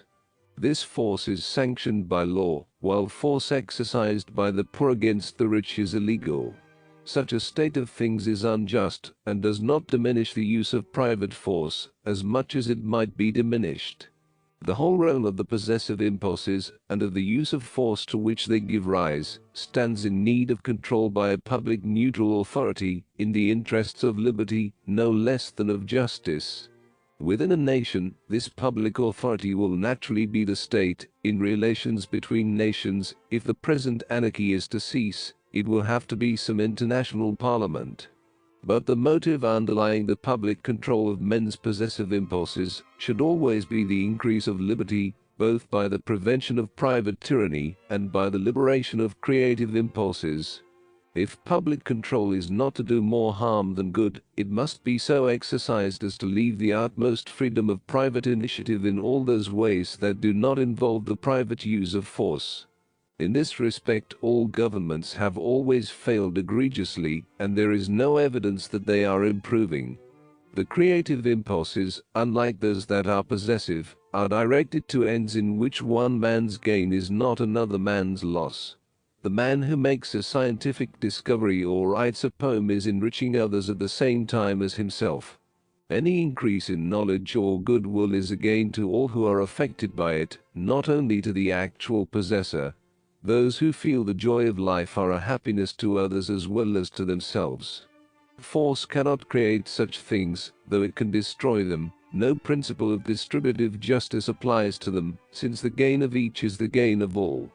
For these reasons, the creative part of a man's activity ought to be as free as possible from all public control, in order that it may remain spontaneous and full of vigor. The only function of the state in regard to this part of the individual life should be to do everything possible toward providing outlets and opportunities. In every life, a part is governed by the community and a part by private initiative. The part governed by private initiative is greatest in the most important individuals, such as men of genius and creative thinkers. This part ought only to be restricted when it is predatory, otherwise, everything ought to be done to make it as great and as vigorous as possible. The object of education ought not to be to make all men think alike, but to make each think in the way which is the fullest expression of his own personality. In the choice of a means of livelihood, all young men and young women ought, as far as possible, to be able to choose what is attractive to them. If no money-making occupation is attractive, they ought to be free to do little work for little pay, and spend their leisure as they choose. Any kind of censure on freedom of thought or on the dissemination of knowledge is, of course, to be condemned utterly. Huge organizations, both political and economic, are one of the distinguishing characteristics of the modern world. These organizations have immense power, and often use their power to discourage originality in thought and action. They ought, on the contrary, to give the freest scope that is possible without producing anarchy or violent conflict. They ought not to take cognizance of any part of a man's life, except what is concerned with the legitimate objects of public control, namely, possessions and the use of force. And they ought, by devolution, to leave as large a share of control as possible in the hands of individuals and small groups. If this is not done, the men at the head of these vast organizations will infallibly become tyrannous through the habit of excessive power, and will in time interfere in ways that crush out individual initiative. The problem which faces the modern world is the combination of individual initiative with the increase in the scope and size of organizations. Unless it is solved, individuals will grow less and less full of life and vigor, and more passively submissive to conditions imposed upon them. A society composed of such individuals cannot be progressive or add much to the world's stock of mental and spiritual possessions. Only personal liberty and the encouragement of initiative can secure these things. Those who resist authority when it encroaches upon the legitimate sphere of the individual are performing a service to society, however little society may value it. In regard to the past, this is universally acknowledged, but it is no less true in regard to the present and the future. National independence and internationalism. In the relations between states, as in the relations of groups within a single state, what is to be desired is independence for each as regards internal affairs and law, rather than private force as regards external affairs. But as regards groups within a state, it is internal independence that must be emphasized, since that is what is lacking. Subjection to law has been secured, on the whole, since the end of the Middle Ages. In the relations between states, on the contrary, it is law and the central government that are lacking, since independence exists for external as for internal affairs. The stage we have reached in the affairs of Europe corresponds to the stage reached in our internal affairs during the Wars of the Roses, when turbulent barons frustrated the attempt to make them keep the king's peace. Thus, although the goal is the same in the two cases, the steps to be taken in order to achieve it are quite different. There can be no good international system until the boundaries of states coincide as nearly as possible with the boundaries of nations.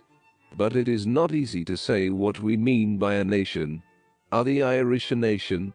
Home Rulers say yes, Unionists say no. Are the Ulstermen a nation? Unionists say yes, Home Rulers say no. In all such cases it is a party question whether we are to call a group a nation or not. A German will tell you that the Russian Poles are a nation, but as for the Prussian Poles, they, of course, are part of Prussia. Professors can always be hired to prove, by arguments of race or language or history, that a group about which there is a dispute is, or is not, a nation, as may be desired by those whom the professors serve. If we are to avoid all these controversies, we must first of all endeavor to find some definition of a nation. A nation is not to be defined by affinities of language or a common historical origin, though these things often help to produce a nation. Switzerland is a nation, despite diversities of race, religion, and language. England and Scotland now form one nation, though they did not do so at the time of the Civil War. This is shown by Cromwell's saying, in the height of the conflict, that he would rather be subject to the domain of the Royalists than to that of the Scotch. Great Britain was one state before it was one nation. On the other hand, Germany was one nation before it was one state. What constitutes a nation is a sentiment and an instinct, a sentiment of similarity and an instinct of belonging to the same group or herd. The instinct is an extension of the instinct which constitutes a flock of sheep or any other group of gregarious animals. The sentiment which goes with this is like a milder and more extended form of family feeling. When we return to England after being on the continent, we feel something friendly in the familiar ways, and it is easy to believe that Englishmen on the whole are virtuous, while many foreigners are full of designing wickedness. Such feelings make it easy to organize a nation into a state. It is not difficult, as a rule, to acquiesce in the orders of a national government. We feel that it is our government, and that its decrees are more or less the same as those which we should have given, if we ourselves had been the governors. There is an instinctive and usually unconscious sense of a common purpose, animating the members of a nation. This becomes especially vivid when there is war or a danger of war. Anyone who, at such a time, stands out against the orders of his government, feels an inner conflict quite different from any that he would feel in standing out against the orders of a foreign government, in whose power he might happen to find himself. If he stands out, he does so with some more or less conscious hope that his government may in time come to think as he does, whereas, in standing out against a foreign government, no such hope is necessary. This group instinct, however it may have arisen, is what constitutes a nation, and what makes it important that the boundaries of nations should also be the boundaries of states. National sentiment is a fact, and should be taken account of by institutions. When it is ignored, it is intensified and becomes a source of strife. It can only be rendered harmless by being given free play, so long as it is not predatory. But it is not, in itself, a good or admirable feeling. There is nothing rational and nothing desirable in the limitation of sympathy which confines it to a fragment of the human race. Diversities of manners and customs and traditions are, on the whole, a good thing, since they enable different nations to produce different types of excellence. But in national feeling there is always latent or explicit an element of hostility to foreigners. National feeling, as we know it, could not exist in a nation which was wholly free from external pressure of a hostile kind. And group feeling produces a limited and often harmful kind of morality. Men come to identify the good with what serves the interests of their own group, and the bad with what works against those interests, even if it should happen to be in the interests of mankind as a whole.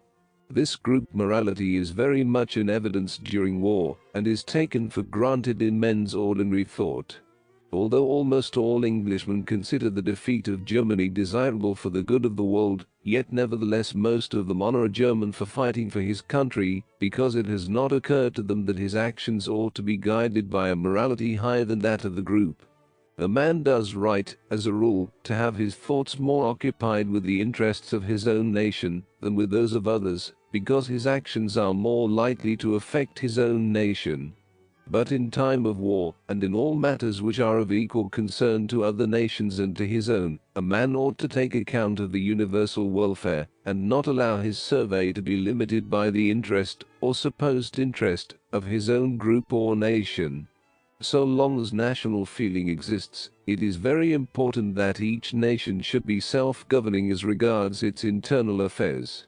Government can only be carried on by force and tyranny if its subjects view it with hostile eyes, and they will so view it if they feel that it belongs to an alien nation. This principle meets with difficulties in cases where men of different nations live side by side in the same area, as happens in some parts of the Balkans. There are also difficulties in regard to places which, for some geographical reason, are of great international importance, such as the Suez Canal and the Panama Canal. In such cases, the purely local desires of the inhabitants may have to give way before larger interests. But in general, at any rate as applied to civilized communities, the principle that the boundaries of nations ought to coincide with the boundaries of states has very few exceptions. This principle, however, does not decide how the relations between states are to be regulated, or how conflict of interests between rival states is to be decided. At present, every great state claims absolute sovereignty, not only in regard to its internal affairs, but also in regard to its external actions. This claim to absolute sovereignty leads it into conflict with similar claims on the part of other great states. Such conflicts at present can only be decided by war or diplomacy, and diplomacy is in essence nothing but the threat of war. There is no more justification for the claim to absolute sovereignty on the part of a state than there would be for a similar claim on the part of an individual. The claim to absolute sovereignty is, in effect, a claim that all external affairs are to be regulated purely by force, and that when two nations or groups of nations are interested in a question, the decision should depend solely upon which of them is, or is believed to be, the stronger. This is nothing but primitive anarchy, the war of all against all, which Hobbes asserted to be the original state of mankind. There cannot be secure peace in the world, or any decision of international questions according to international law, until states are willing to part with their absolute sovereignty as regards their external relations, and to leave the decision in such matters to some international instrument of government. 5 An international government will have to be legislative as well as judicial. It is not enough that there should be a Hague tribunal, deciding matters according to some already existing system of international law. It is necessary also that there should be a body capable of enacting international law. And this body will have to have the power of transferring territory from one state to another, when it is persuaded that adequate grounds exist for such a transference. Friends of peace will make a mistake if they unduly glorify the status quo.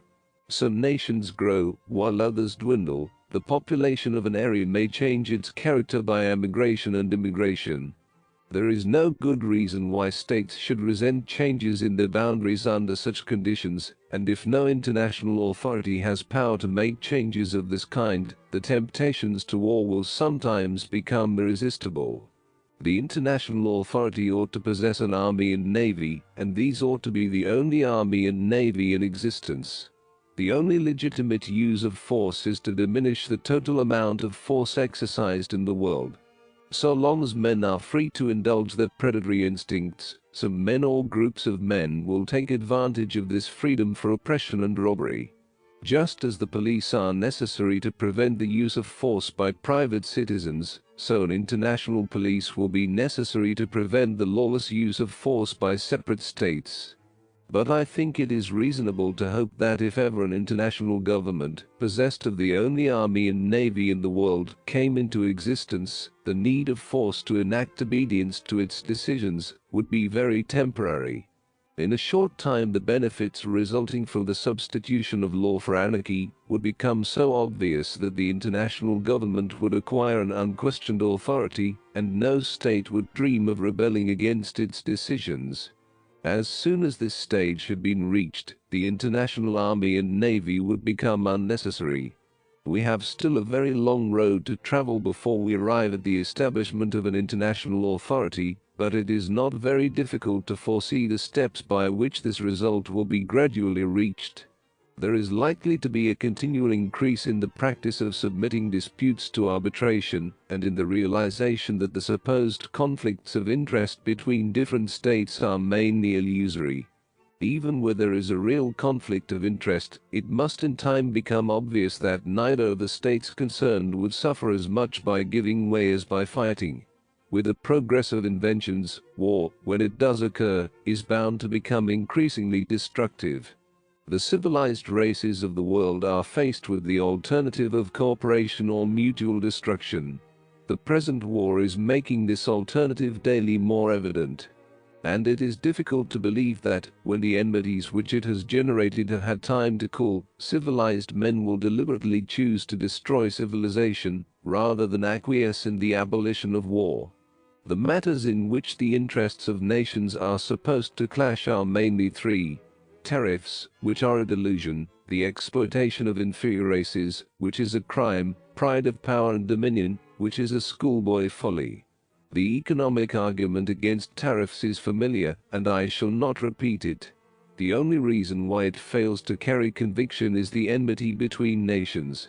Nobody proposes to set up a tariff between England and Scotland, or between Lancashire and Yorkshire.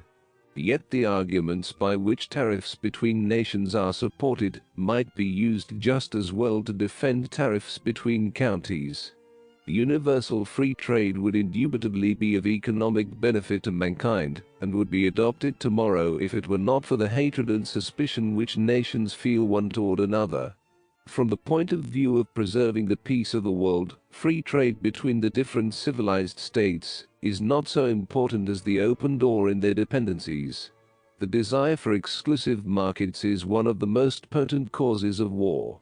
Exploiting what are called inferior races has become one of the main objects of European statecraft. It is not only, or primarily, trade that is desired, but opportunities for investment. Finance is more concerned in the matter than industry. Rival diplomatists are very often the servants, conscious or unconscious, of rival groups of financiers. The financiers, though themselves of no particular nation, understand the art of appealing to national prejudice, and of inducing the taxpayer to incur expenditure of which they reap the benefit. The evils which they produce at home, and the devastation that they spread among the races whom they exploit, are part of the price which the world has to pay for its acquiescence in the capitalist regime. But neither tariffs nor financiers would be able to cause serious trouble if it were not for the sentiment of national pride. National pride might be on the whole beneficent if it took the direction of emulation in the things that are important to civilization. If we prided ourselves upon our poets, our men of science, or the justice and humanity of our social system, we might find in national pride a stimulus to useful endeavors. But such matters play a very small part. National pride, as it exists now, is almost exclusively concerned with power and dominion, with the extent of territory that a nation owns, and with its capacity for enforcing its will against the opposition of other nations. In this it is reinforced by group morality. To 9 citizens out of 10 it seems self-evident, whenever the will of their own nation clashes with that of another, that their own nation must be in the right. Even if it were not in the right on the particular issue, yet it stands in general for so much nobler ideals than those represented by the other nation to the dispute, that any increase in its power is bound to be for the good of mankind. Since all nations equally believe this of themselves, all are equally ready to insist upon the victory of their own side in any dispute in which they believe that they have a good hope of victory. While this temper persists, the hope of international cooperation must remain dim. If men could divest themselves of the sentiment of rivalry and hostility between different nations, they would perceive that the matters in which the interests of different nations coincide immeasurably outweigh those in which they clash. They would perceive, to begin with, that trade is not to be compared to warfare, that the man who sells you goods is not doing you an injury. No one considers that the butcher and the baker are his enemies because they drain him of money. Yet as soon as goods come from a foreign country, we are asked to believe that we suffer a terrible injury in purchasing them. No one remembers that it is by means of goods exported that we purchase them. But in the country to which we export, it is the goods we send which are thought dangerous, and the goods we buy are forgotten. The whole conception of trade, which has been forced upon us by manufacturers who dreaded foreign competition, by trusts which desired to secure monopolies, and by economists poisoned by the virus of nationalism, is totally and absolutely false. Trade results simply from division of labor. The man cannot himself make all the goods of which he has need, and therefore he must exchange his produce with that of other people. What applies to the individual applies in exactly the same way to the nation. There is no reason to desire that a nation should itself produce all the goods of which it has need. It is better that it should specialize upon those goods which it can produce to most advantage, and should exchange its surplus with the surplus of other goods produced by other countries. There is no use in sending goods out of the country, except in order to get other goods in return. A butcher who is always willing to part with his meat but not willing to take bread from the baker, or boots from the bootmaker, or clothes from the tailor, would soon find himself in a sorry plight. Yet he would be no more foolish than the protectionist who desires that we should send goods abroad without receiving payment in the shape of goods imported from abroad. The wage system has made people believe that what a man needs is work. This, of course, is absurd. What he needs is the goods produced by work, and the less work involved in making a given amount of goods, the better. But owing to our economic system, every economy in methods of production enables employers to dismiss some of their employees, and to cause destitution, where a better system would produce only an increase of wages or a diminution in the hours of work, without any corresponding diminution of wages. Our economic system is topsy-turvy. It makes the interest of the individual conflict with the interest of the community in 1,000 ways, in which no such conflict ought to exist. Under a better system, the benefits of free trade and the evils of tariffs would be obvious to all.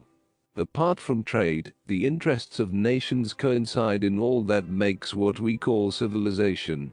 Inventions and discoveries bring benefit to all. The progress of science is a matter of equal concern to the whole civilized world. Whether a man of science is an Englishman, a Frenchman, or a German is a matter of no real importance. His discoveries are open to all, and nothing but intelligence is required in order to profit by them. The whole world of art and literature and learning is international. What is done in one country is not done for that country, but for mankind. If we ask ourselves what are the things that raise mankind above the brutes, what are the things that make us think the human race more valuable than any species of animals, we shall find that none of them are things in which any one nation can have exclusive property, but all are things in which the whole world can share. Those who have any care for these things, those who wish to see mankind fruitful in the work which men alone can do, will take little account of national boundaries, and have little care to what state a man happens to owe allegiance. The importance of international cooperation outside the sphere of politics has been brought home to me by my own experience. Until lately I was engaged in teaching a new science which few men in the world were able to teach.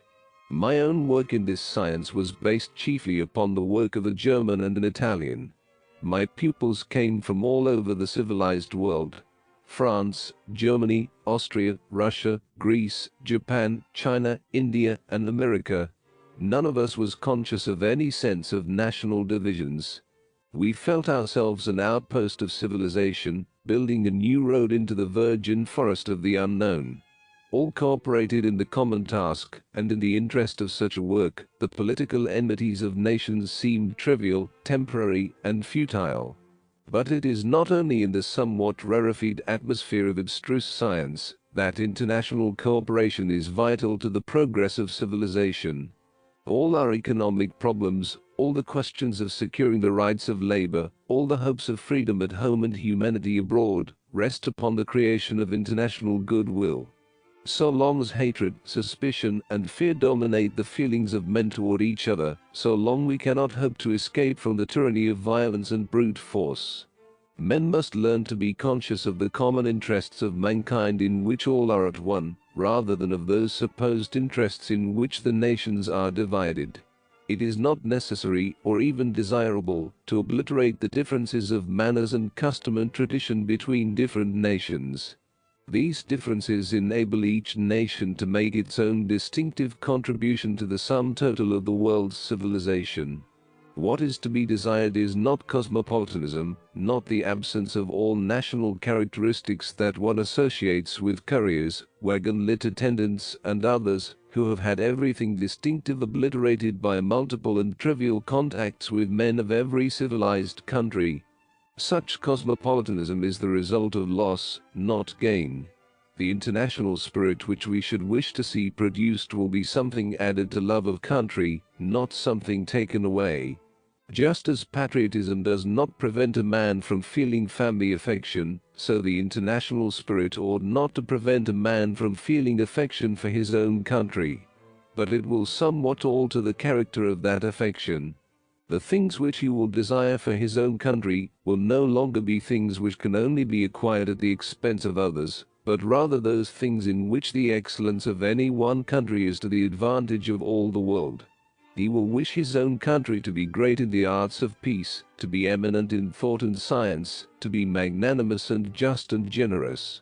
He will wish it to help mankind on the way toward that better world of liberty and international concord, which must be realized if any happiness is to be left to man.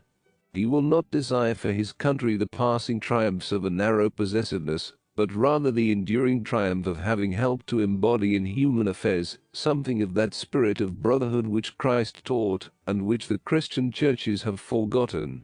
He will see that this spirit embodies not only the highest morality, but also the truest wisdom, and the only road by which the nations, torn and bleeding with the wounds which scientific madness has inflicted, can emerge into a life where growth is possible, and joy is not banished at the frenzied call of unreal and fictitious duties. Deeds inspired by hate are not duties, whatever pain and self-sacrifice they may involve. Life and hope for the world are to be found only in the deeds of love.